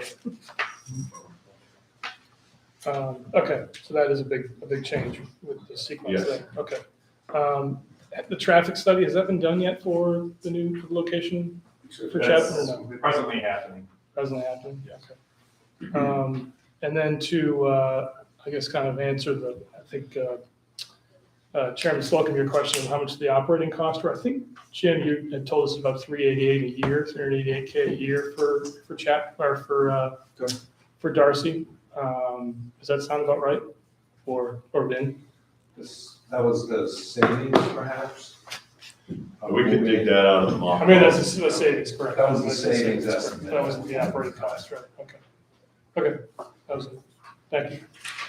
At least you got some memory, Jim. It's terrific. Slightly incorrect, but yeah. No, Hold on. Mr. Chair, for the chair then, one of the state requirements is the establishment of a building committee. Right. What is the plan for establishing that? what we have to do by state requirement is say that we will do that. We don't have to name a building committee until we have a referendum passed. To me, that's how I interpret it. Am I correct on that? We indicate. So Jeff, Yeah, the resolutions that were up on one of the slides are from the law, from the regulation, actually. So, yeah, you have to establish a building committee. So if you have a standing building committee and you want to appoint them to be the building committee for these projects, you can do that. If you want to just establish one building committee for both projects, you can do that. If you want to establish two building committees for both projects, you can do that. They don't really have to, in terms of appointment, you've got to hire an architect. So, you need to do an RFQ, RFP process, and the building committee needs to be in place for that. So I don't know what your timing is on doing the RFQ for the architect. well, so the referendum's right now. In November. Scheduled for November, so until the you can probably start it early, but the last I knew, Jeff, was they said, you can't do anything until you pass funding authorization. Well, that's what I was assuming. We obviously have to be, we'll be able to do a committee, certainly. We'll state that we're doing it, but I'm not certain we need to name one until the referendum has been passed. So again, Actually populate it is what I okay, mean. yeah, That's all, and that's a conversation we can have. Maybe it's practical, maybe it's impractical. That's sort of my instinct It on really it. depends on how you want to proceed. If you don't want to appropriate any money for the architect to get going and you want to wait for the referendum, then there's nothing for the building committee to do. Because our last we knew, Jeff, and it keeps changing, is anything pre-authorization is not reimbursable. Might be able to argue it, but that's what they tell us. I mean, if you're talking about a fee for a schematic design, No, I'm not voting for an architect. typical de minimis. Yeah, but I mean, for the full blown, you could do it a bunch of different ways, but. And we also have, just collectively, to remind you, town council board of ed joint meeting Right. on the 19th. And this is, I think you're raising a good question about what are the state, the letter, and how might we want to play that? We could certainly add that to the agenda for next week. Well, the other thing on that agenda for next week, we have to also line up those resolutions. I know that's on your timeline. But I'm presuming we have to have the resolutions really in by, what was it, May 10th? Yes. What was your? Yeah, that was on our. So it's really coming up pretty quickly, so, is the 19th a Tuesday? Yeah. And we still have another regular meeting in April? Regular meeting, Or is that our? May 10th. We have a special. This is, yeah. We have a regular May Well, the 10th. special meeting is next Tuesday. Well, with the Board of Ed, the Tuesday after will be the budget adoption night. Which we could, that would be the meeting we could have those resolutions in play. Sure. I would think, I mean, it's reasonable, we don't need to wait, but that should be a discussion point, just, for. Sure. We will council certainly add that for ratification. next week. Yeah, I think that's important, and I do think we can have a discussion, Peter, absolutely, about whether we think we need to, form a building committee and begin populating it. I mean, that may be a philosophical discussion, Yeah, and more than, it's just that if they don't have something definite to do, I just don't Tim? know. And I know I'm sorry, John, I know I've been a broken record on this.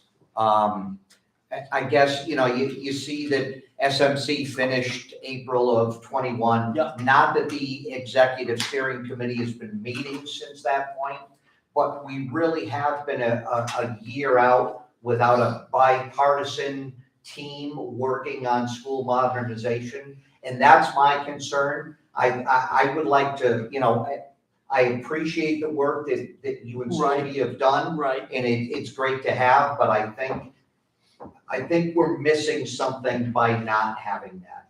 And that may well. And that would include Board of Education as well as councils, so. And John, to Peter's point, I think you wanted to speak up. Not to Peter's point, but to something else, if that's right, just on the 19th, the meeting of the 19th. I wouldn't mind exploring a little bit the pros and cons of producing a schematic design in advance of the referendum, in advance of the state's assessment of this. I don't know if there's an advantage. I don't know if we're at risk for not getting. It wouldn't be funded. To be funded if we have less work, if we have more work, more kind of understanding of what's real and what's not real, rather than just projections on square foot basis, and understand how that might affect the schedule, how we could advance the schedule by doing that.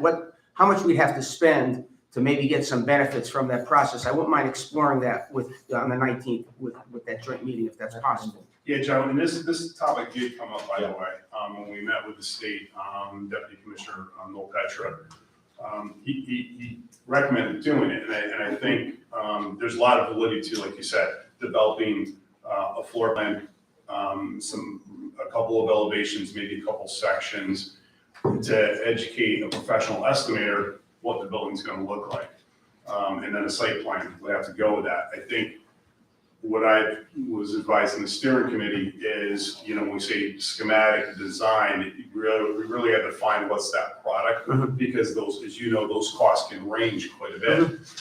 If we're doing a schematic design for one of these buildings, I suspect the total cost from the architect for the team would be in the tune of $400,000 to $500,000 for just that phase. For true schematic design, now we're talking modified 50%. Yeah, I think you can do some kind of modification of a true schematic design and get a lot of information and a lot more clarity. You can also select an architect and let them know that as part of the evaluation process, schematic design will be paid for, but you're going to consider what the cost is for schematic design when you consider the entire cost of their services and whether they're selected or not.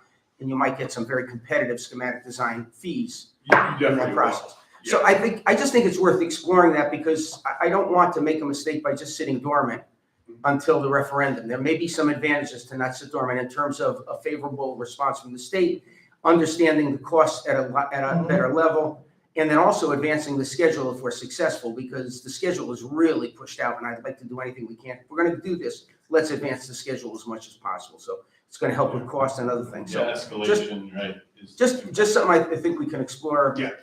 on that meeting, Tim, if that's all right, that's all. And Tim, if I may as well, it wasn't the exact conversation that John just brought up, but, you know, Adam and Faith and Andrew who are here tonight, our board brought up the idea of, you know, exploring, well, we kind of like to look and see what we're buying to a degree. There were reservations about going too much of down the path of, well, here's what the building would look like, because then if it's not that building at the referendum, and that becomes real problematic. And Chuck, we were just kind of brainstorming at the time, and you know, thought, okay, well, here's a current cafeteria, solicit architects and for, all right, what are some, give us 3 other pictures of cafeterias. So I think you can get a sense of what we're building without thinking, I'm buying this one and I don't like it because it's got green paint, or I am buying it because I got green paint. That's great. You know, so, because I remember kind of going down that road with TSKP when we were looking at a new middle school, and people saw that middle school and said, this is too elaborate, not elaborate enough, you know, and it wasn't exactly what we were trying to do. And I understand what John's talking about with schematic for estimation purposes, but I just wanted you to have that context of what the board did discuss too. So I think they'll better articulate it when we get together. Well, I think this is a great conversation to have. I'm not sure we can really wrap it up on the 19th. I think what we probably need to do is maybe come to some decision as to how we need to populate such a group to be able to go forward with that. I'm very open to that. And I would like really to take guidance from the team of, you know, the engineering firm, as well as, you know, it's a school project, Jeff. Yeah. I mean, if it's time to bring in some other people and they're unofficially a building committee that becomes a building committee, I mean, that's fine. I just don't want to hatch the egg before we can really present it to the nest. Because I just think we're not there yet. We got to pass this thing. But you're right, we've got to have probably some pictures and some better budget numbers, or justified budget numbers. Any other input on that, conversation on that? And maybe you guys can give us some sense of what you've experienced with other towns in a similar situation. I certainly have no experience. I think it varies town to town. Every, I think, district is unique in what works. You know, some towns do want, let's say, a rendering or a floor plan. Site plan. For me, a floor plan is of interest. I think you start drawing renderings, you're paying for sexy dollars, not real common denominator stuff. And also, you made a comment, and this concerns me.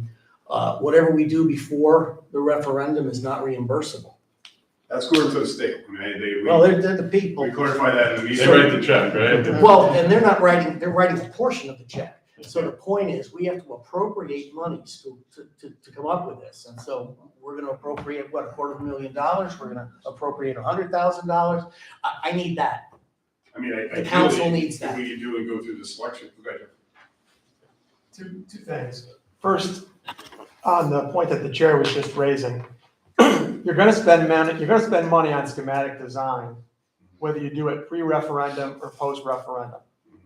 The only question is whether or not it's reimbursable. So if you spend $300,000 on schematic design, the most you're getting reimbursed is $100,000 anyway, right? So that's, you have to keep that in mind. My question though is, the grant application's due June 30th, right? And you have to do a level 2 ASTM cost estimate with it? Not for the grant application. Not for the grant I application. don't believe so. I'll double check it though. Yeah. Yeah. Because I was gonna ask you, how do you do a level 2 ASTM level 2 cost estimate without a schematic design? So for the uniform head estimate that they asked Yeah. us to send in, Yeah. what we've done is we've taken percentage from some past estimates for some more projects for like the trades, and we distribute it on a percentage basis of what we've done in the past. So it's not based on the actual design of this Correct. school, it's based on industry knowledge. Yeah. So there's a risk with that. Yeah, Yeah. the problem with the state system is they say, and unless they changed it, I think some districts got away with it. I don't know if they're gonna allow them to do it, is they've always told us, you have to hire your architect after the referendum. Now, whether they let us do it with the caveat, you give us a price for pre-referendum, and we have the option to retain them moving forward, because you're gonna do a floor plan with an architect, to spend all that time and then hire a different architect is a waste of time and money. Right, I mean, you can structure, I mean, I've done it in other towns, you can structure the RFP process in a way where the respondents understand Yeah. that the project may not go forward, and you're looking for them to do a schematic design with no commitment on the rest of the project. And, you know, they usually like to front load the fee into schematic design and to DD, but if they know that that's a problem for you because of reimbursement, I've had some very low schematic design. It's part of the evaluation process. Yeah, It's- it's exactly. part- Yeah, and the key thing is, as long as the state doesn't object us and say, hey, you know, you can't do that, if you've done, we can do it. So here's what I'll ask. For our meeting on the 19th, give us some kind of numbers. Also, tell us how it fits into the timeline. I realize we have a sales pitch to do, you know, a PAC has to go out and sell something and educate the community. Council gets away from that job. So we have to have something that's presentable, but it also has to be, you know, something that's reasonable and fits into our timeline. We'll work that out So for you. you sort that out, We'll work it out. give us something, because I honestly didn't think, you know, that we would be going there. But you've done it in the past with the first, with the middle school. Clearly, there was a rendering, renderings matter. So, you know, it's just gotta be. Mr. Chair, if I may just kind of run down what I think you were hoping for the It's agenda perfect, on absolutely. Tuesday, just so everybody's And then I'm clear. gonna open it for public questions. And if there's any other questions, at least at this point, we wanted clarity on the resolutions, right? Yep. Darcy value review real quick, you go back and take a look at that. Pros, cons of school schematic design, including cost and timelines, and determining, you know, how clear are we with post referendum reimbursement? Right. I don't know, I think that covers right what we've talked about. Right, and I think the council also wants to, you know, give all due consideration to actually populating a building committee. Again, something I have reservations about, just because, again, it's a horse before the cart, but maybe it's not. That's just my thinking. So I think we need to address that issue. So we pretty much covered here, and I can invite the public if they have any questions for you guys or us up here at the council level. Is there any member of the public? Mr. Bowman. Matt Bowman, 422 Maple Avenue. I'd like to thank Peter for all his questions. I almost had a birthday, he was so long. Hopefully it's tomorrow. We're almost there. Matthew, address please. I get 422 Maple Avenue. Oh, I didn't hear it. Okay, sorry. The recorder did. I need a microphone. You're fine. Okay, good. Pretty quiet. For the town council's benefit, I would suggest that Vin Massiani, Mr. Massiani, update not the projections, but school modernization worked on the cost per school for electricity, for fuel, for insurance. And if those numbers were updated, I think that would help you give a better idea as to the costs that would be saved if there was a school closing. That's number one. The one thing that wasn't mentioned tonight at all is there was a mention of the increase of the student population. But is there anywhere, there are any projections for the increase in the growth of the grant list in the next couple of years? Because I think that's very important, is to offset any of the costs that we're going to see for the schools. The other comment I'd like to make is I was part of the Water Pollution Control Authority during their renovation, a $33 million renovation. Our contingency fund was $750,000, which was very low. We had a great town engineer, part-time town engineer at that point that kept us on point with costs and extras, and we ran into a PCB problem, And that was handled all within a $750,000 contingency. Your contingency here for the two schools, if I'm not mistaken, is a little bit north of $10 million, close to $11 million. That is what it is. That is a contingency, and it doesn't mean that it has to be spent. And if you were talking about 114 million, and Jim, you were talking about 113 million that you had proposed, there is a little bit of fluff in there. That's on one end. On the other end, Chuck, I think that the numbers are unfortunately going to continue to grow the longer that this gets protracted. And to Peter's point, nothing's been done since school modernization gave you a report 1 year ago. And I think it's really time to get going because inflation is not going away. Cost increases are not going away. Chuck, how are materials? Are they starting to loosen up a little bit? As far as supply? The cost. As far as building, no, not the cost, as far as building materials. A little bit, like roofing materials, insulation Yeah. was a long lead, they're starting to, but electrical components, generators, transformers, they're long leads. So I think generators are out to what, a year, John, I think? Up to 14 months. Yeah, there are some long leads there, so hopefully by the time you get out to bid, that's hopefully subsided and right-sized, but obviously hard to tell. So those are things that you as the town council have to take into consideration, is the long lead times on these situations or components. So please, get this moving as fast as you can. Well, we've been following a timeline. I mean, we know what we have to get done, so we're on that, so. And we're getting to From a those year ago, conclusions. you know, your costs have, I Oh, guarantee no, you. well, that's You know, and your body costs are going up on a daily that's the basis. 4 month ago surprise. I Yeah, mean, so no please. question about that. Move it as quickly as possible, and I would love to have an answer to what our grand list through this year and what the projections for the growth of the grand list are. And I would love to have Mr. Mathiani get you, and I'd love a copy of the new updated, again, insurances. There was a whole form that we had, a whole program that was put together that should be very easy to update. Thank you. Per school. Okay, thank you for that. Please come forward, state your name and address for the record.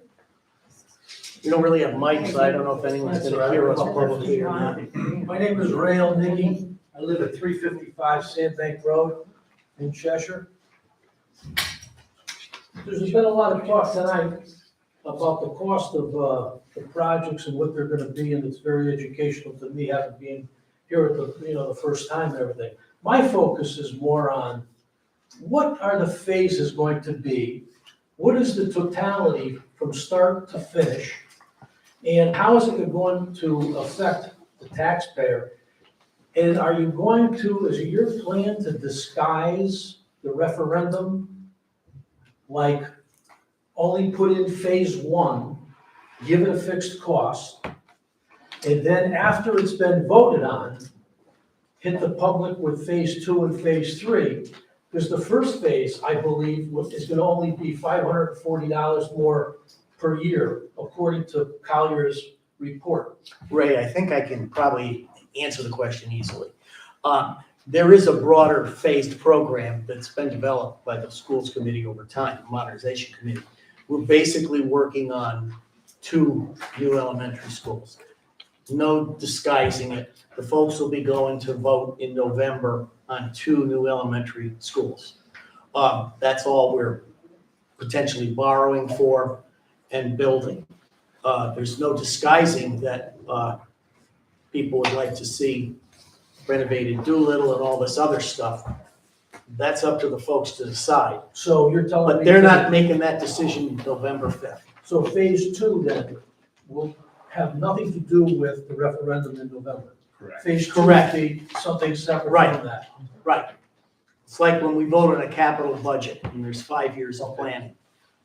Yeah, we got 5 years of planning in there, but we're really focusing on year 1 and all the referendum questions associated with that. Where we spent $2 million on road repaving.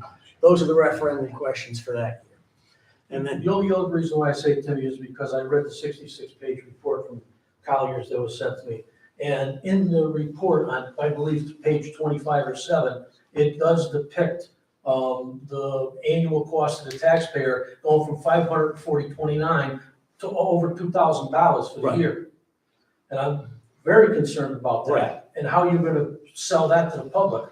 If that was put to the public, the way that I just explained it, Right. your referendum is dead in the water before you even go there. Well, it could be dead anyway, but we are under every ethical, moral standard to define what people are voting for. I wouldn't have it any other way, and no one else up here would, let alone town manager, bond counsel, everyone else who's involved. So it'll be laid bare, and there will be all kinds of enveloping conversations about, well, what do they got planned next? And that'll happen, and that's fine. That's what people make their So you're considerations on. addressing Norton School, Chapman School, Darcy School right now for the November referendum. That is correct. Under scenario 6. And essentially Or Darcy new is, generation, as you call it. Darcy becomes a shuttered building unless something changes from what we've been talking Is about. there any thought towards the new middle school? I hear about the Casertano property. A new middle school may be there, or possibly 9 other locations that are on private. Well, that was from a plan a while ago. The proposed North End school will be built on the Casertano property. Okay, so you want to repurpose Chapman to the Casertano property? Correct. What are you going to do with the Chapman property? Sell We have to wait and You don't know see. yet? Yes, That's I not- mean, Same with Darcy, Yeah. that's also to be determined. One consideration, I know that I'm probably jumping ahead of myself, but it's what 5 does planners do. anybody think about, if you do build that over there on the Casertano property, the buses getting in and getting out, Jarvis Street Hill, in the wintertime, the safety of the children? Any alternative? I mean, I heard a lot about different locations in town. Cheshire Park, dead in the water? Yeah, I think so. That wasn't part of it. We considered all these different properties. And when I say we, I wasn't on the committee.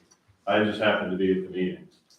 Chuck Ness and others, the 13-member committee, were on the committee and looked at all these different properties around town, whether they had rock ledge or not, or access.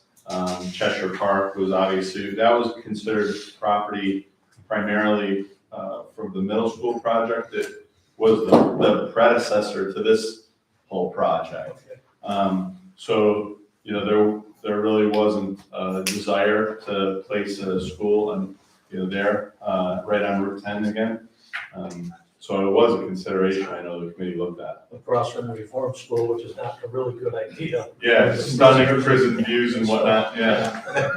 Yeah. Then, you're talking about different things that could be drawn up, Mr. Malone. There was a conceptual drawing that was put forward. What I consider at this point a waste of money was $44,400. That was for a conceptual drawing for the middle school to be put at the Cheshire Park.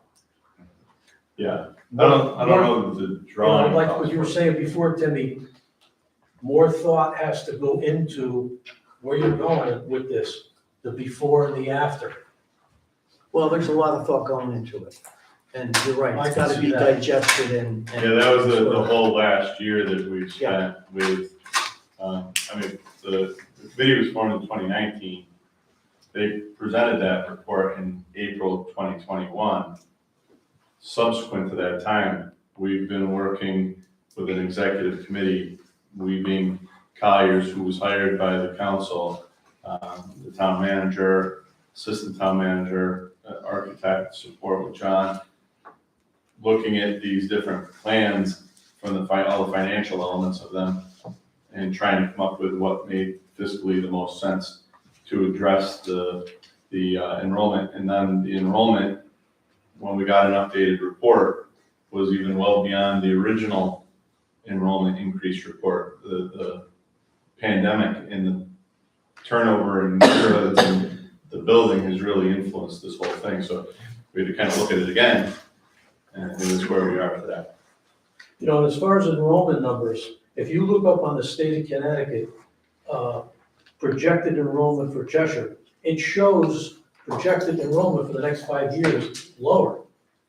It shows And our, it says because of COVID, because of the less births. yeah, and I'm not because sure of where at-home you, teaching. where you looked that up, like where were you? It's right, if you look it up, look up state of Connecticut projected enrollments for Cheshire, Connecticut. Yeah, We're in there with all the other 169 towns. yeah, I'm not sure where they would get that from. I was just wondering how that differs from where they collect their Yeah, because information. we've had 2 independent contractors evaluate and actually 3.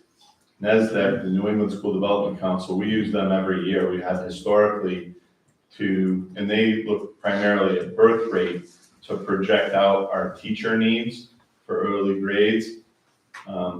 All 3 are aligned in the sense that our enrollment is really going up. And then, of course, when Mr. Glidden and, Mr. Martelli look at the building, all the building that's going on, there's a lot of homes, and then, of course, the turnover. So I don't know where the state is drawing their data from, but I'm really curious about it now, and I go Google it and find out, it doesn't make sense when we have 3 other independent parties all telling us the same thing. Well, I thank you Well, thank very you, much. Ray. I think you answered my questions for now. Right, that's fine, you know what? You're welcome. We love, Or we call love, me, we love the call folks Mr. coming. Massiano. Yeah, I've talked to Andy and to Jim, very informational, and, opened me with open arms, so I appreciate the Same the offer. here, anytime. Thank you very much. Thank you. Thank you. Anyone else? Thank you, David. Okay. Thank you all for this. Need a projector. I don't need the projector. Sean, do you need the projector?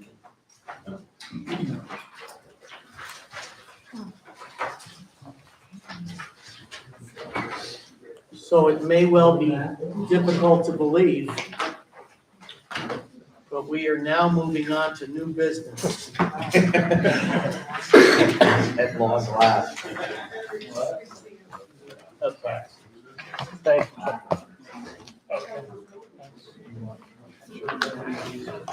Yeah, what I'll do is I'll just, So it's talking 4 years. That's not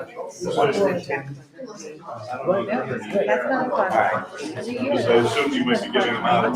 You got to I vote. think those, what we already did, Jim. They didn't want it? But that's gonna be living. Oh, okay, maybe. What's the one? Yeah, I don't have anything. Well, you know what, we'll leave on the top to make sure. Yeah.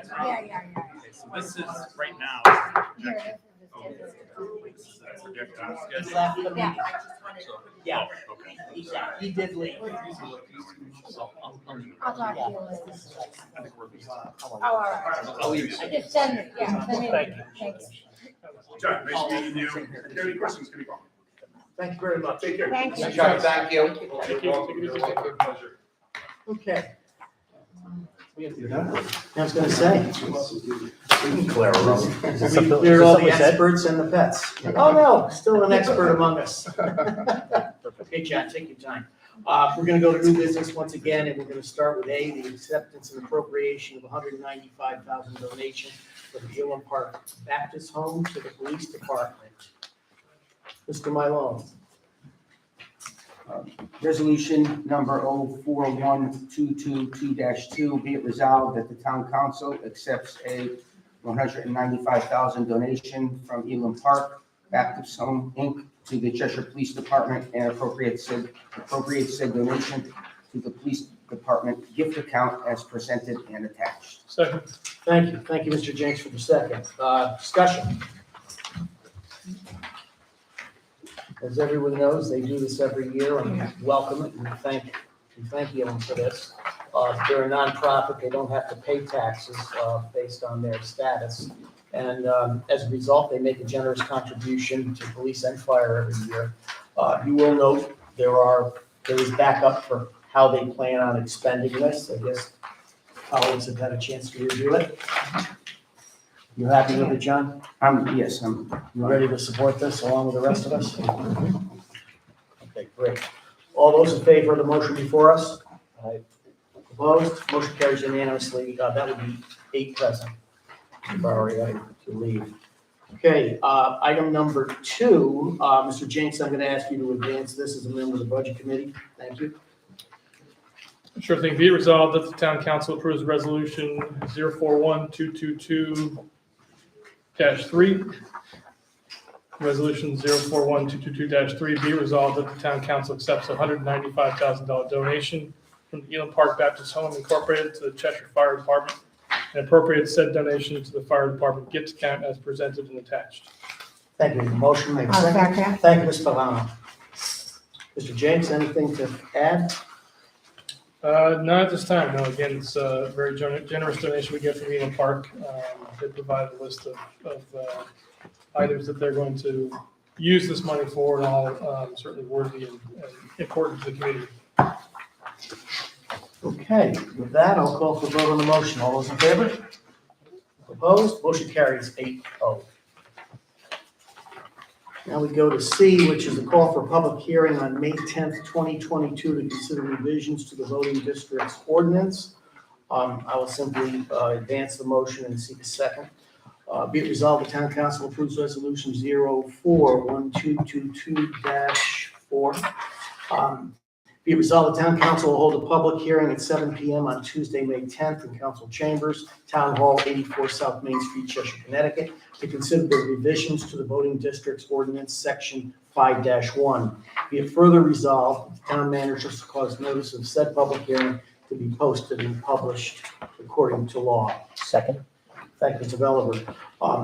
The only thing I will make clear, since we don't really talk about stuff we're talking about for public hearing, but there will be a referral to our ordinance committee to actually review all of this so that this public hearing is well attended and well understood when it does take place. So beyond that, I'll call for a vote.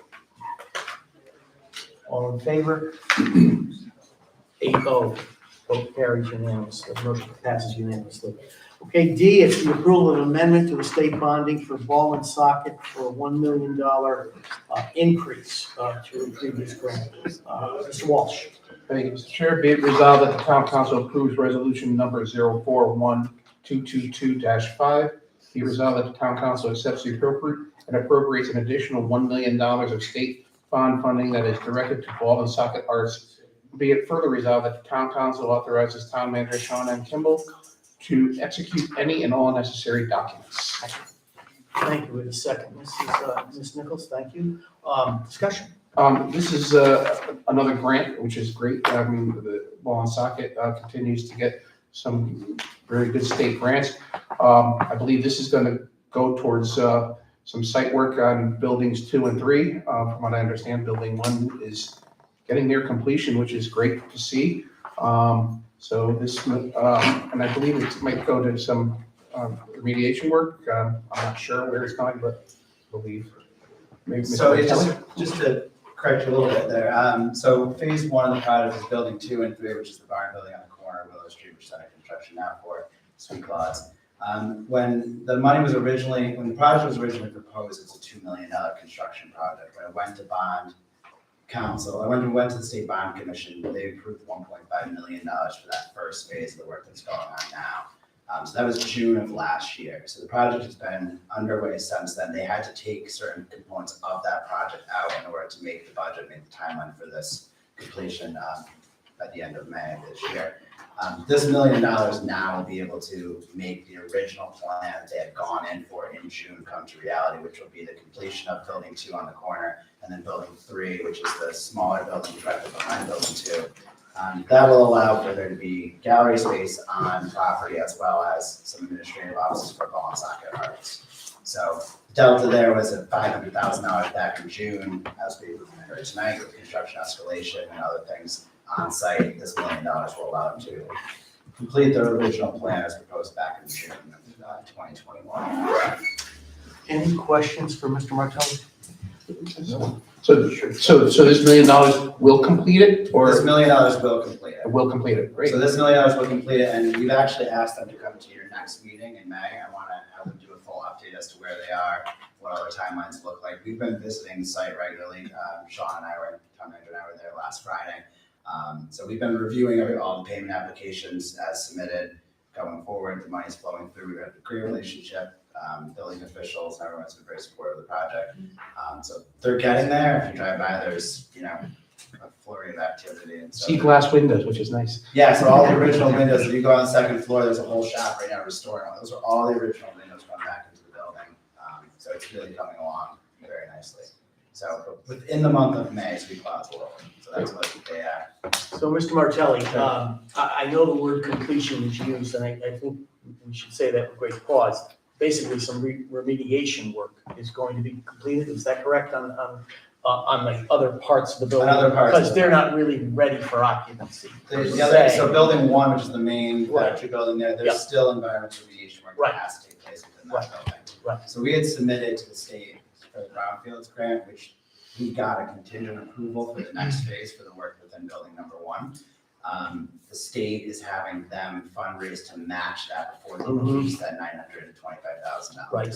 So when they come in May, they're gonna give you a full update as to where they are with their Right. fundraising, because they really need to get that money released in order to get that remediation work done, to start getting that building up and running. Is there maybe a way, and you don't have to answer this now, but it may be of interest to the council to have an opportunity to just take a walk through? I mean, we don't really have any skin in the game, but sometimes eyes on something are helpful. Yeah, for sure. And maybe that could be a way of doing it at some field trip that we assemble on a Saturday morning or something. Absolutely.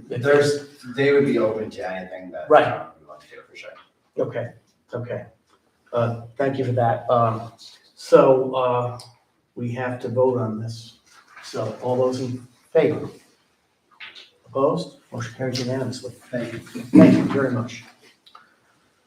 Okay, we're now moving to E, which is the approval of an amendment to the Housing Authority ground lease. Mr. Walsh. Be it resolved that the town council approves resolution number 041222-6. Be it resolved that the town council approves an amendment to the ground lease with the Housing Authority for 185 Mixville Road as presented. And be it further resolved that the town council authorizes town manager Sean M. Kimball to execute this amendment for said ground lease pursuant to the terms and conditions as presented and the approval by the town attorney as to form and function. Second. Okay, we have a second discussion. This is a property that is owned by the town and is leased out to the Cheshire Housing Authority that they can use. They've had some issues with the septic system failing and it will not be able to be replaced, and they needed to hook up to the sewer. However, their funding wasn't in place to do it properly. And so with the town attorney, we've entered into an agreement, a lease agreement where we will put the money up to do the hookup to the sewer, and we will be reimbursed over the next 35 months by the Housing Authority, if I have that correct. So I don't know if you have anything else to add. No, just that, slight correction, the housing authority owns the structure, the town owns the land, right? So they're both in the property, so I know what you're saying. But yes, that's exactly right. Housing authority is looking for the town to do the connection. They'll pay the town back per the terms of the contract attached. Okay, Mr. James. Yeah, just a quick question. This might be for Attorney D'Onofrio. Is the failure to pay stipulation here, the 5 days and 5%, is that a fairly typical amount for this? We're not being sort of hard on them or anything, are we? No, I mean, we wanted to make clear that this is essentially additional rent. That's the only way to structure it as an amendment to the lease, rather than a loan. Right. So, I think it's a typical provision of commercial lease. Okay, all right, thanks. Okay, any more questions, colleagues? Okay, this we're all set. We're ready to vote. All those in favor? Opposed? Motion carries unanimously. Members present. Okay, let's now move to F, which is the approval of bid waiver for hazardous materials testing and abatement verification for the Cheshire High School HVAC project. Mr. Brown. Be it resolved that the town council approves resolution number 041222-7, whereas the Public Building Commission recommends awarding a contract for hazardous materials testing, bid specification development, and post-abatement clearance testing to ChemScope for a fee not to exceed $14,955. And whereas ChemScope is the firm that the Cheshire Public Schools utilizes to perform routine hazardous materials surveys for the school facilities and have extensive knowledge of the buildings, now therefore be it resolved that the town council pursuant to section 7-8C11 of the town charter approves a waiver of bid and award of contract to ChemScope for hazardous materials testing, bid specification development, and post-abatement clearance testing for the HVAC improvements at Cheshire High School. This is work that has to be done in Cheshire High School over the next year or so. Second. Oh, I'm sorry. Before you- Thank you for that, Bill. Go ahead, John. Okay, this is work that has to be done at Cheshire High School. I see that Mr. Nawati's in the room, and it's just probably easy much just to let him explain it rather than do more. Sure. Good evening, everybody. Thank you. With all the big numbers thrown around earlier, this one's. Not to throw you out. Just real quick, I know everybody, in the interest of time, this is a pretty normal bid waiver the PDC requests routinely. It's kind of because of their ordinance, they have to bid everything, and ChemScope is well known to the Board of Ed. They do all the surveys in the building, so it makes a lot of sense financially to not redo something that's already been done, or redo something with a company that doesn't already have that knowledge base. This is a 2023 project, so the idea is to get ahead this year, get everything surveyed, get ready to bid it over the winter, and then get the project out on the street early and hopefully get some good bids, good numbers while contractors are looking for work. Okay. Any other questions? Okay, good. I'll call for vote on this. All those in favor? Opposed? Motion carries unanimously. Those present. We go to G, which is the approval of bid waiver for replacement of several roof sections at middle school. Be it resolved that the town council approves resolution number 041222-8, whereas the Public Building Commission recommends awarding the contract for the replacement of 3 roof sections at Dodd Middle School to New England Masonry and Roofing Company for a total cost of $465,203. And whereas New England Masonry and Roofing Company is a state of Connecticut DAS approved contractor for roofing work, and the Public Building Commission has utilized the company for a number of past roofing projects. Now therefore be it resolved that the town council pursuant to section 7-8C11 of the town charter approves a waiver of bid and award of contract to New England Masonry and Roofing Company for the replacement of 3 roof sections at Dodd Middle School. I'll second that. Okay, we have a motion, we have a second. Thank you, Ms. Bavano. Discussion. Again, Mr. Watney's in the room, so I will allow him to go ahead and explain. Give the bid anyway. Vin, did you want to do this? He only gets the softball.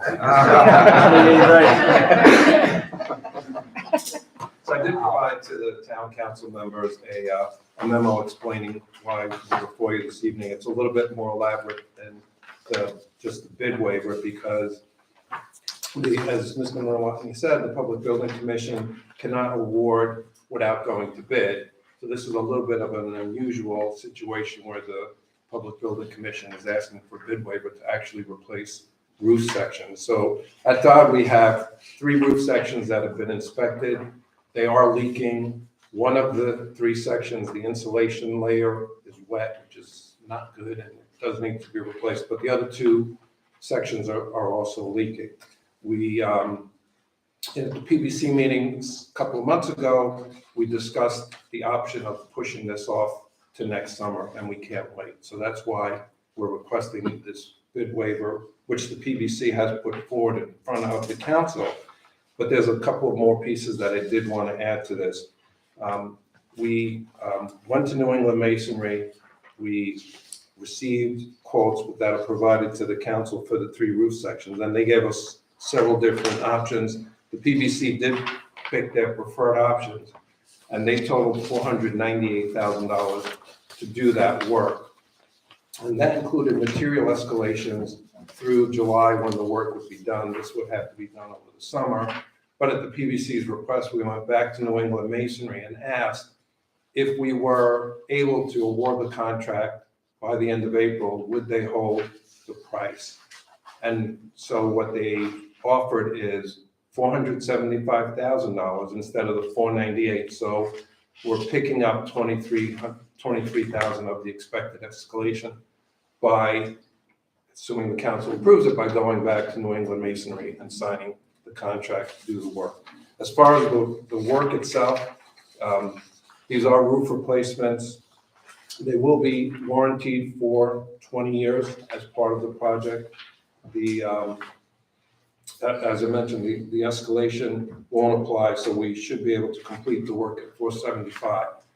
However, being construction work, there's always a need for some contingency. So what I'm offering this evening is the first $20,000, if it's needed, hopefully not, that would come out of the Board of Ed's operating budget. So that money's already been appropriated. The council doesn't need to take any action there. If the cost goes above the $20,000 over the $475,000, we do have the Board of Education Building Maintenance CNR fund, which has a balance of $233,628. That money is only authorized to be used after the Board of Ed approves it and the town council approves it. So it's there as a contingency. I hope not to be coming back and asking for that at this point in time, but that is our backup plan if when they rip up the old roof, if they find that there's, a material problem or a material issue with the roof deck or something like that. So, we're pleased that New England Masonry, did offer to hold the price at $475,000. We would get all 3 roof sections done this summer. So, And for clarification, the resolution's for 465. Yeah, and you kept on saying 475, so we want to make sure that's clear for the council. yeah, and the request in the memo is to amend that resolution or adjust it so that it is $475,000. So I guess that piece was missed. Yeah. So will the motion maker accept that? I'm willing to accept the change in the resolution from, for a total cost of $465,203 and $475,000. Okay. And I was a second, so I will accept that. That's okay? Yeah. So we have voted, so that's a good catch. Oh, you're clever. The only thing I'll add is that the project still remains under the control of the Public Building Commission. That's, where it was assigned, that's where it will stay. So that control stays in place as originally assigned. And I think that's it. Thank you. Mr. Walsh? How old is that roof, those 3 sections, do you know? They're all over 20 years. And how many more sections are there on that building? Do you know? You said there's 3 sections or? A lot. A lot? Yeah, Okay. this is just one. So the others are probably about the same age? Yeah, but the council members that have been here long enough know that we've been going in and requesting, roof repair money. So as long as the roof fields, the rubber membranes are good, we replace the seams on those sections one at a time. And we've been holding it together pretty well over the years, but we did replace, one section actually. Section S is on this chart. We did replace that last summer. So we are trying to make sure that the building is safe and intact and, it's not leaking on our students. But yeah, part of what's happened at Dodd over the years, because we had the school modernization study going on, we were trying to keep our, costs as low as possible for roof replacements, but this is a good time to take advantage, of a roof that we have to repair. So I think we're getting a good deal as we possibly can in this market. Any other questions? I have one. Is a rubber membrane roof usually a 20-year roof as opposed to say a 30 where you can get 30 on shingle style? Is there a distinction there or do you just pay more for 30 year? You'll pay more for 30. So we don't try that? It's just not, I'm not looking to spend more In money. this, the recommendation here, since it's two of the sections were just adding a roof over the roof essentially. We are ripping up some of the old structure. But the recommendation was do this as opposed to starting with a 30-year roof membrane. We have done a couple of 30-year roofs, but it's not, I'm not the roofing expert. It's not exactly a rubber membrane. It's some other type of product. We've done 2 sections of Cheshire High School with 30-year roofs. Okay, thank you for that. Mr. Villabur. Just as a clarification, in the March 28th memo, you had background and history. It says this work will be funded from an existing capital appropriation that has a current balance of $475,000. Okay, so. That's the 475. That's the full balance of the appropriation. Right. Okay, so but if you already have a capital appropriation, never mind, we're just doing the bid waiver for the. That's exactly. I think we still have to vote. Yep. Yes. Yep. Good.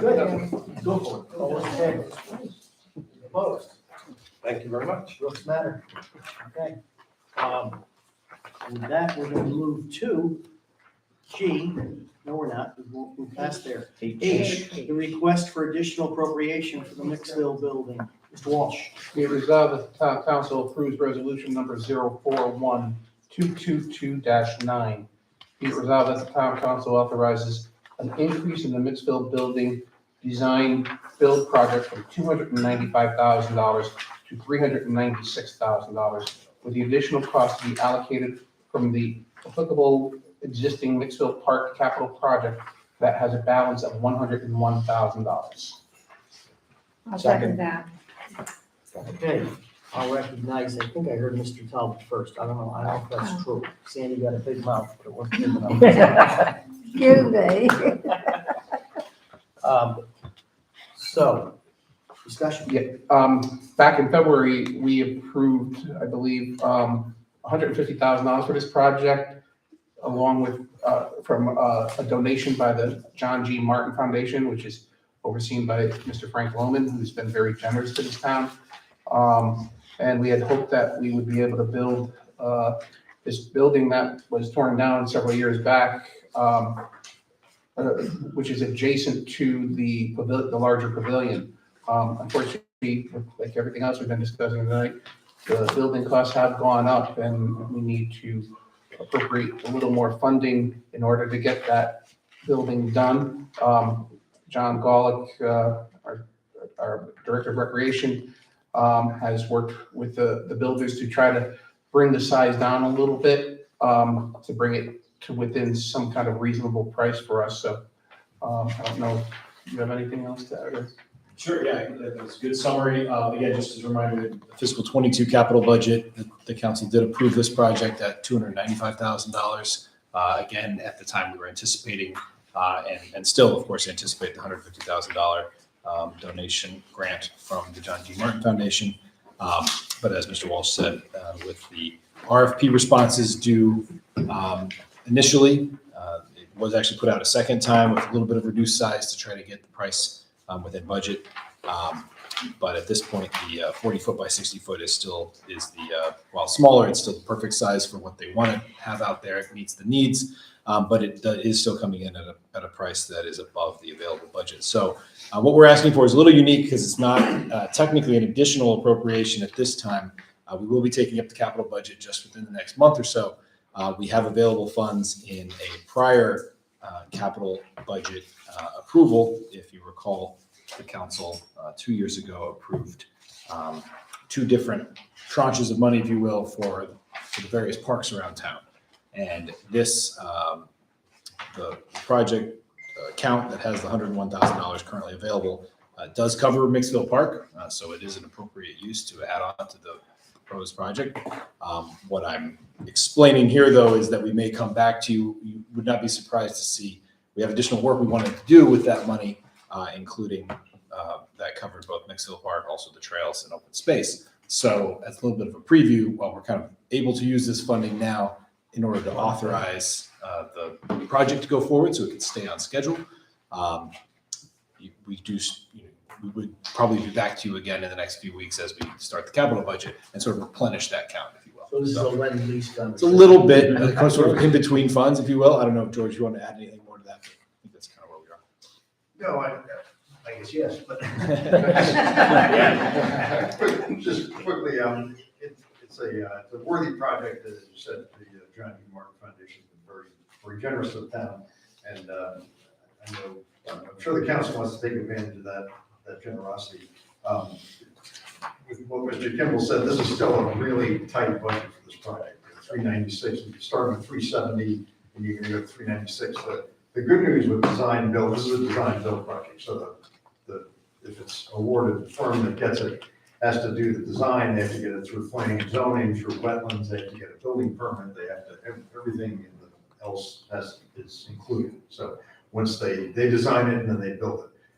The good news with that is there's very few opportunities for change orders once the design is complete, because the designer has to build what they've designed. That's the method. The problems could be where you're digging in the ground and there's unforeseen conditions. So there was a pavilion there at one time. We believe the soils are good. I don't think there's stumps under there or anything crazy. And we've done some testing in that area too. But just in case, you never know. You know, that kind of thing. But with only $26,000, something like that, available, it could get tight. And what you're buying for that, just so everybody's aware, is a pretty base building. You're getting a nice building of that size, but it's pretty basic. It's definitely the Chevrolet. You're not getting any fancy interior work. You're not getting sing here. You get the 10-year roof. I think those have about a 30-year roof because they're metal roof. But it's a nice building. It would function very well, but it is the bare bones building. There were about eight alternates that were quoted, which pushed the price way outside, referendum territory probably in some cases. But for the use there, it's probably appropriate for the use. Okay. So just want to give you that overview. Thank you for that. Thank you. The best we can. Just say better a Chevrolet than a Ford, I would say. Yeah, I got two Fords, I could bet. Of course, one of them is in the shop. So I guess we'll call for. One question for George. I didn't have it noticed earlier when I looked at it. So the base bid's 370. I assume that includes the interior work that the others excluded, whatever that means. I'm not sure what that means. Sure. But then our resolutions for 396. So what are we expecting to 370 to 396? Is that contingency, or are some of these alternates coming back in, George? Just so I understand. Sure. It's to answer your last question first. The 396 is just to get that base bid. So if I guess we could put enhancements in if there's availability. We can come back and request that. I don't know the procedure exactly, but the idea was just to get the base building and not do anything more with it. That was the idea. But the point Mr. Milan makes too is that we did scope out all the three revised quotes. And interestingly enough, two of the companies left some of the original RFP things out, which is a bidding tactic. You can get the price down a little lower, that kind of thing. But we found out one of them left out the entire interior, the sheetrock and the storage rooms and everything. It's just like buying a metal building that you see metal both sides. And the other company left out some of the interior sheetrock and kind of selected areas. So once you scoped them out, the Pelletier was the clear company that included everything. There's no plumbing in this? There's no plumb. There's an alternate for plumbing, but I think at a minimum we would rough in something so you'd have the drain lines available to go to the septic. Yeah, it would be smart to just at least have some roughed in stuff. Right, but for $12,000 or something, that's probably out of sight for this project to do the whole thing. Right. Okay, I think we've exhausted this next building. I'll call for a vote. All those in favor? Motion carries unanimously. Okey-dokes. We're going to go to I, which is the approval of sublease with Bartlett Legal Group LLC at 126 Elm Street. don't think we need an executive session. We've already decided that it's probably pretty tame. So with that, Ms. Pavano? Yes. Be it resolved that the town council approves resolution 041222-10. Be it resolved that the town council approves the successor sublease agreement for April 1, 2022 through March 31, 2027 with Bartlett Legal Group LLC for 36 Wallingford Road, under the terms as presented and attached, and authorizes the town manager to execute said sublease agreement. Second. Okay, we have a motion, we have a second discussion? Yes. Yes, this is for the use of 2 Grange parking spaces. And this arrangement has worked well, so they want to continue this. And this has been reviewed by Attorney DiNapoli. Thank you. Mr. Belliver? Question, in the Grange parking lot, how many parking spaces, are these the only 2 spaces that we use in that Grange lot, or are there there's multiple lots in there, right? We use all of the Grange lot, and then we're subsequently subletting 2 spaces out to the Bartlett. Okay. So, or the town has access to all of the Grange lot. Right. Okay. Perfect. Thank you. Through a separate lease with the Grange. Right. Okay. So with that, any more questions? We never got an answer to how many spaces it were. 13, 20. That's okay, I don't care. That's all, I was just curious. I was just curious if we had pretty much the whole parking lot, or. That's all. Okay. Doesn't really matter. As long as there's a few. Hey, if we can sublet, we're in business. There's more than 2. Exactly, that's all we know. There's at least more than 2. There's one. Then it would be a great lease. So I'll call for a vote on this. All those in favor? Opposed? Motion carries. Lease 1, sublease 2. Okay. Now, we're gonna go to Jay, for a piece of this and then, take up some of it, in executive session after. I just assume, there'll be no motion taken on the executive session stuff, but Sean, if you could just bring us up to speed, because there is a timeline to some of this that the public needs to be apprised of, as well as the council. Sure. So just very quickly, the 490 Cornwall Avenue is a property that comes off on the north side of Cornwall Avenue. You're probably familiar with, right along the trail. The property kind of extends along the trail and then back to the building in the back, which previously had the veterinary clinic and the dog grooming, I believe, establishment there. So that's the property that we're talking about. The town has leased the spaces, if you're familiar with the trail there, a number of spaces perpendicular to the trail, has paid for those spaces to be available to the public through a lease with the prior owner. That property was transferred in ownership, sold on March 25th, that closed. The new owners are seeking different terms with respect to the leasing of those spots, and I think the rest we have to talk about in executive session as to. Exactly. Okay. Good. So we'll do that in executive session and move along now for town manager report and public communications. All right. Thank you, Mr. Chairman. I will venture to be brief given the hour, but I will start with our COVID update. You see our graphs here before, which I know I haven't been sending out weekly anymore, as we've gone to a little bit of a lower local case rate than we had obviously in January. But our positivity rate, I would point out, while it has significantly fallen, as you'll see there in the chart, we have sort of modulated, fluctuated around anywhere from 2 to 6%.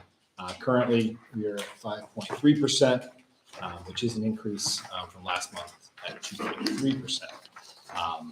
So you can see there that, again, it's still historically somewhat high. So again, just a reminder that this is still very much out in the community, and certainly bears continued watching as we are doing.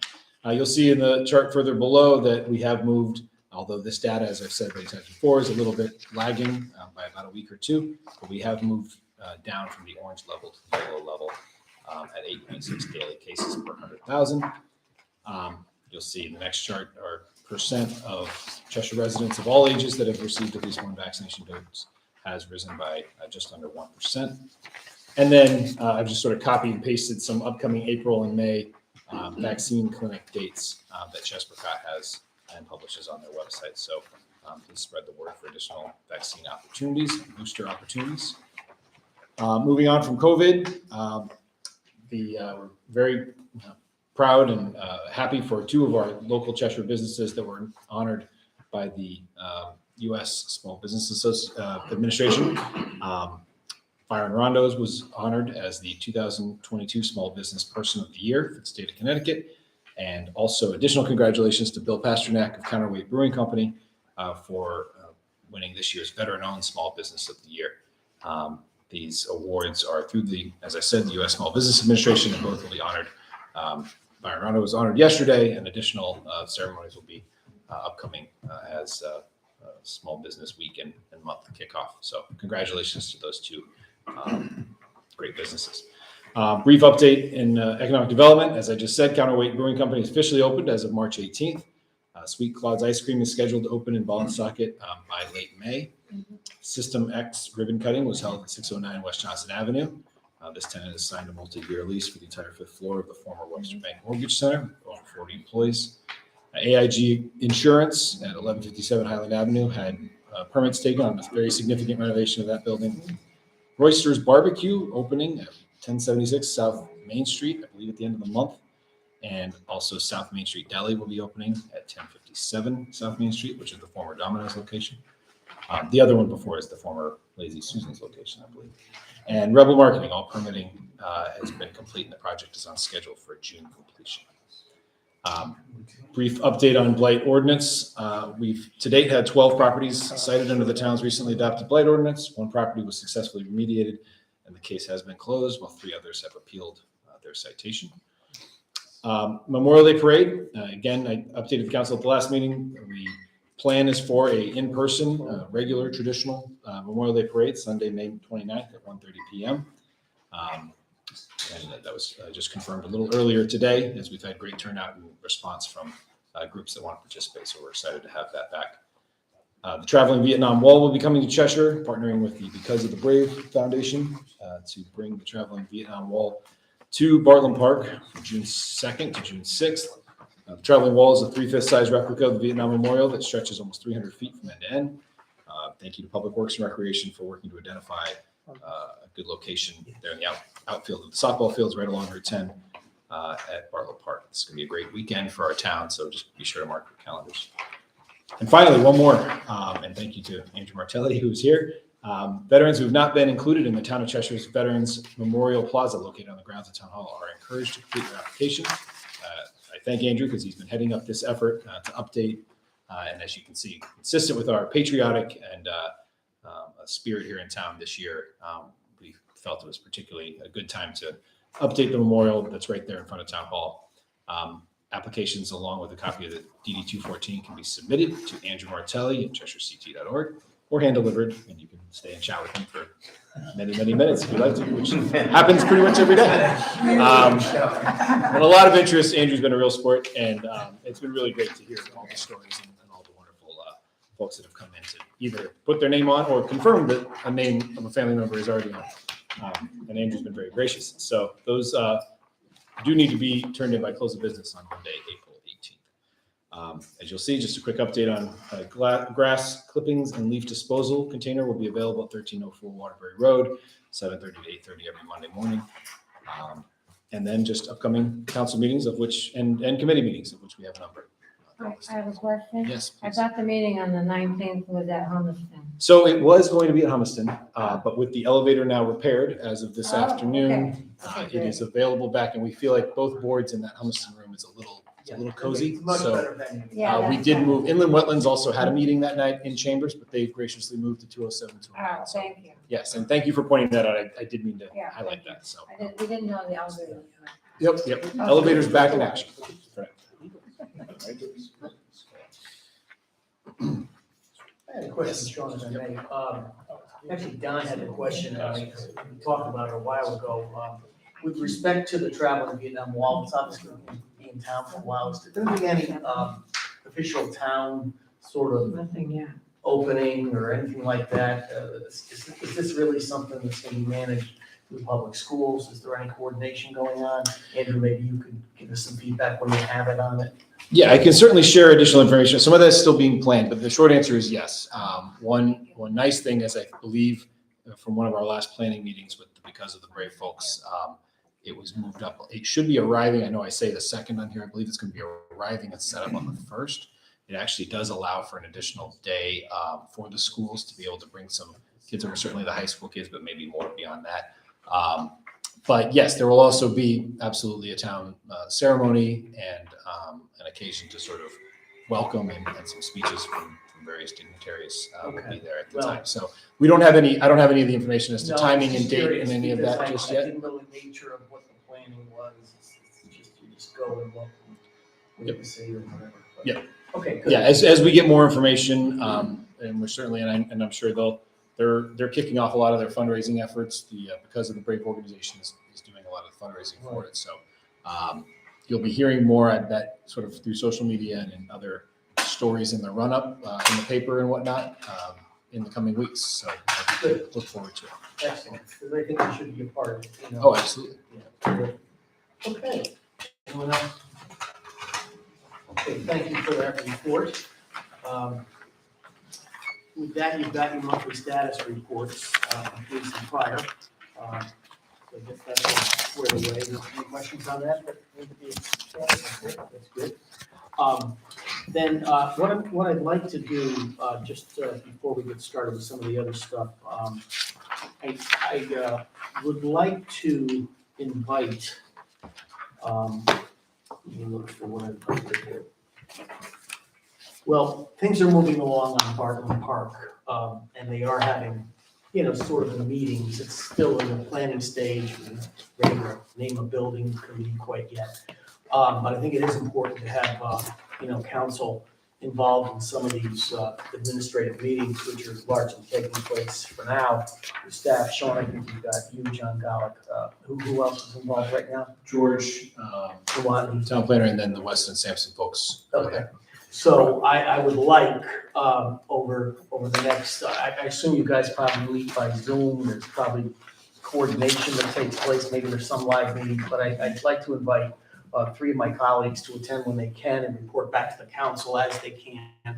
And it would give us a more running stand on progress. So I'd like Peter Talbot, Mr. Veliver, and Mr. Malone to assist the council in that effort and join in on this effort so that you guys can bring us up to speed. None of us have to feel lost when you report at meetings. So is that okay? Okay. So you'll handle that, be advised. So now, we've got the reports of the committees of the council. I'm just gonna start on my left. Mr. Malone, anything to report? Nothing to add. Nothing to report. Mr. Oh, we're going to get a few referrals. That's right. So, meeting Yeah, we just have a personnel meeting tomorrow. We're gonna refer some of that. Sure. No, we're too involved with the ordinance and personnel committees with Mr. Talbot. Mr. Talbot, you want to whine too? Yeah. Mr. James. Okay, so with that, we will, next on the list, referrals. We've got a referral to General Services Administration, job description to personnel, referral to the voting district ordinance to ordinance review committee, referral of building fee ordinance to ordinance review committee, referral of administrative assessment technician job descriptions to the personnel committee, referral of assessment technician job description to the personnel committee, referral of review of proposed changes to the volunteer fire pension plan to the personnel committee. Mr. Chair, Mr. Walsh and I were wondering if we could vote on these referrals tonight? Right now. We had an organizational meeting a while ago. So we did vote. So anyway, those are the referrals. Obviously, the council stays fairly busy, and this is a good thing. But Sorry to load your plate. We're still gonna manage the rest of the budget process and commence with the capital budget before you know it. Okay. Turn this over and see if there's anything else to do. Liaison reports. Again, start on my left. No report. No report. No report? No report. No report. No report. No report. Okay, and I know where they've been for a long time. We've all been together. Okay, what's left? Appointments to boards and commission.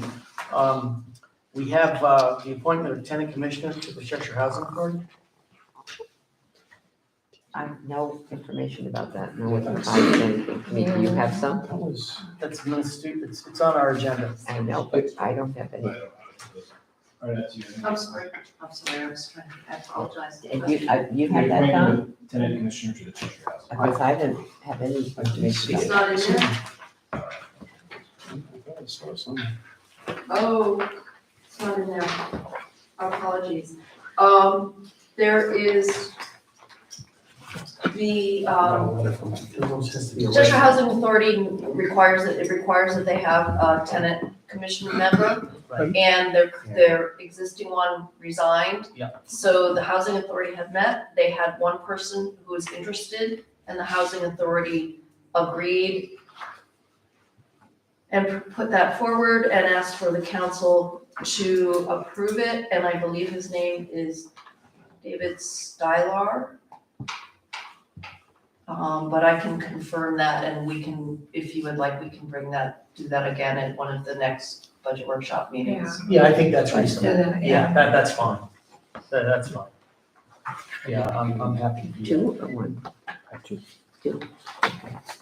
Okay, so, we're gonna do, back to the right page. Then we have, appointments to boards and commissions. Yes, we have a three-pronged team effort here. Okay. David Belliver has a couple to bring Okay. forward. I have one change, and I believe you have one. Gotcha. And Mr. Talbot may. Any appointments you Or want? may not. Or may not. So it's just a few issues then. Okay, good, we'll start to my farthest on the left. Mr. Chairman, thank you very much. As the liaison to the Youth and Human Services Committee, Commission, there have been, as you know, there are 5 student representatives. In the past, we have filled 3 of those spots. There have been 2 more. There are 2 more vacancies that are left. One is to fill a middle school representative spot, and one is to fill a high school representative spot. And with those, I'd like to place into the names of appointments. Sarah Mullen. Sorry, this will be the middle school representative, and she fills the vacancy of Lydia O'Grady. And that term would be from today, 4/12/2022 to 1/31/2023, or graduation from middle school, whichever has come first. So that would be one. Her name's Sarah Mullen, Mollin.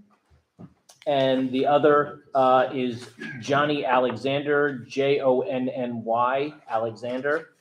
This will be to replace Caitlin Pear, who has graduated from high school.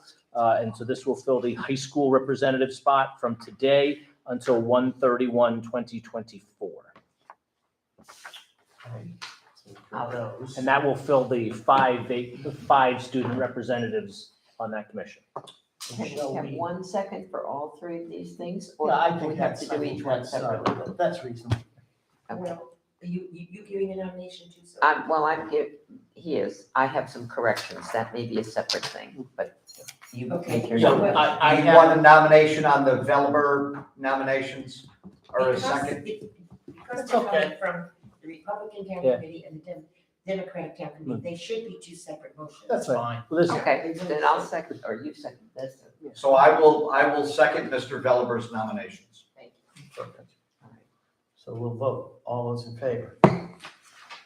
Motion carries unanimously. Thank you. Okay. I have an appointment, and this is to certify that the town council at its regular meeting of 4/12 will be appointing Douglas Noble of 30 Jesse Court to the Zoning Board of Appeals. This is a new appointment. It fills the vacancy of John J. Hilsinger. The term of office is present to 12 December 4th, 2023.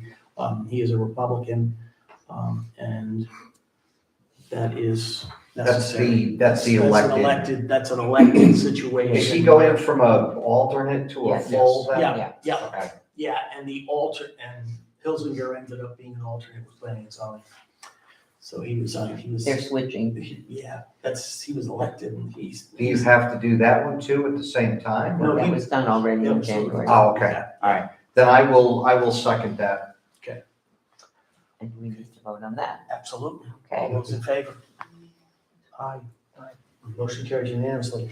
We can do the other one if you would like, for the housing authority. Mr. Walsh, has a. I have the letter that was sent by the Cheshire Housing Authority. If it's You want me to do that? reasonable to use that as a document, there's no paper to back it up. Is that okay? As long as you accept that, absolutely. I think it's fine. Okay, That's this fine. is, Okay, the position vacated by Kathleen Hodges, Tenant Commissioner, is governed by Chapter 128, Section 8-41 of the Connecticut General Statutes and 24 CFR 961.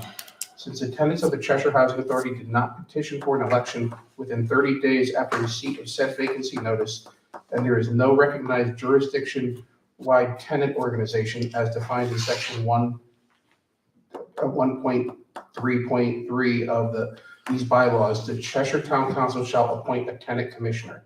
In order to fill the tenant commissioner position, the Cheshire Housing Authority, the Board of Commissioners has recognized the tenant David Pyman, Pyman, who has come forward with sincere application and fulfills all the requirements to serve as a tenant commission on the Cheshire Housing Authority Board of Commissioners as a non-political appointee by the Cheshire Town Council.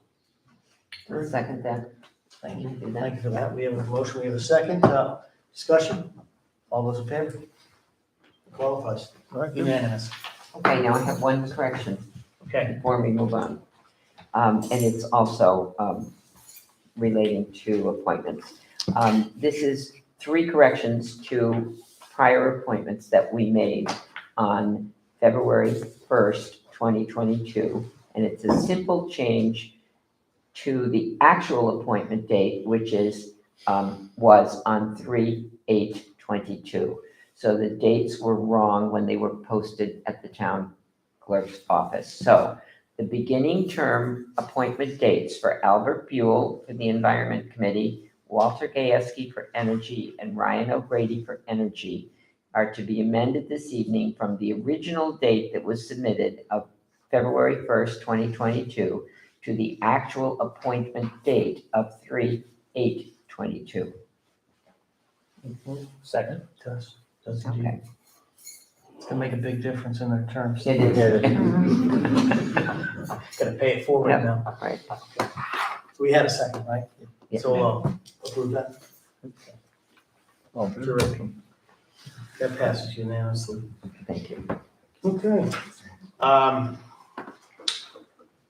Mr. Town Attorney, Mr. D'Onofrio, any communications? I do have a report, but I'm gonna make it short since it's 10 o'clock. Okay. I wanted to come before you tonight and tell you that the town attorney has been on the job now for 1 year. Congratulations.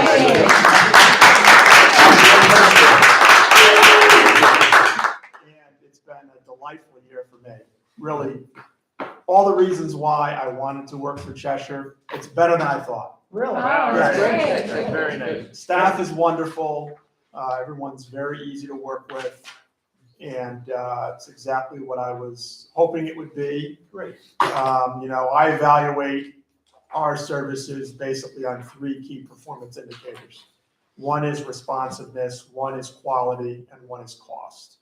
And those are kind of intertwined, right? Because you can be responsive, but if you don't know the answer or you give the wrong answer, it's not very valuable. Or you can know a lot of law, but if you're not responsive, it's not very useful. Or if you're responsive and you know a lot of law, but you cost a lot of money, it's not good value. So I think, we've certainly met our objectives this first year. I gave Sean and Arnett a financial report that they can share with you another time. But I think it's been a really great year and I've enjoyed it and look forward to the next year. We actually did share it in our last budget. Yes. And I must say, Jeff, I think all of us feel your contribution has been substantial. I appreciate that. It's a pleasure. We Yes. really, Thank you. really agree. Absolutely. And we really want to work you a lot more. For a lot longer. Because we know we're gonna get the value. Well, it sounds like We're the gonna get the law. It sounds like the school construction manual. Yeah. Be careful what you ask for. Exactly. So anyway, Always. thank you. Thank you for that Thank very you. brief report. Congratulations. Okay, with that, I think, I'm not aware of any letters that I have to report on. Any letters from council you guys want to share? Okay, none there. There's never any miscellaneous. I don't know why it's there. And we have items for executive session. One was aforementioned. We have listed A, B, C, contract negotiations, land acquisition, and personnel matters. Is that correct? Okay, those will all be Well, covered. land acquisition, we don't actually need this item. That's fine, so I'm gonna cross that off. We probably still need the same cast of characters, because I'll be seeking a motion, to include the town manager, town attorney. You can go, thank you, Ms. Martello. Our finance director, Ms. Nowotny, Arnett Talbot, Noel Shepherd. And Lou. Oh, Lou, you were, no, you know, Lou, you were behind George. I gotta tell you, you were behind George, you know, and that's a salt truck. So, I'll move that, Mr. Chair. okay, so we have a motion, and we'll give the others time to get out of here. Yep, we have a second, yep. Mr. Veliver. And we're gonna vote now, all those in favor? Great, we'll be in executive session. Now,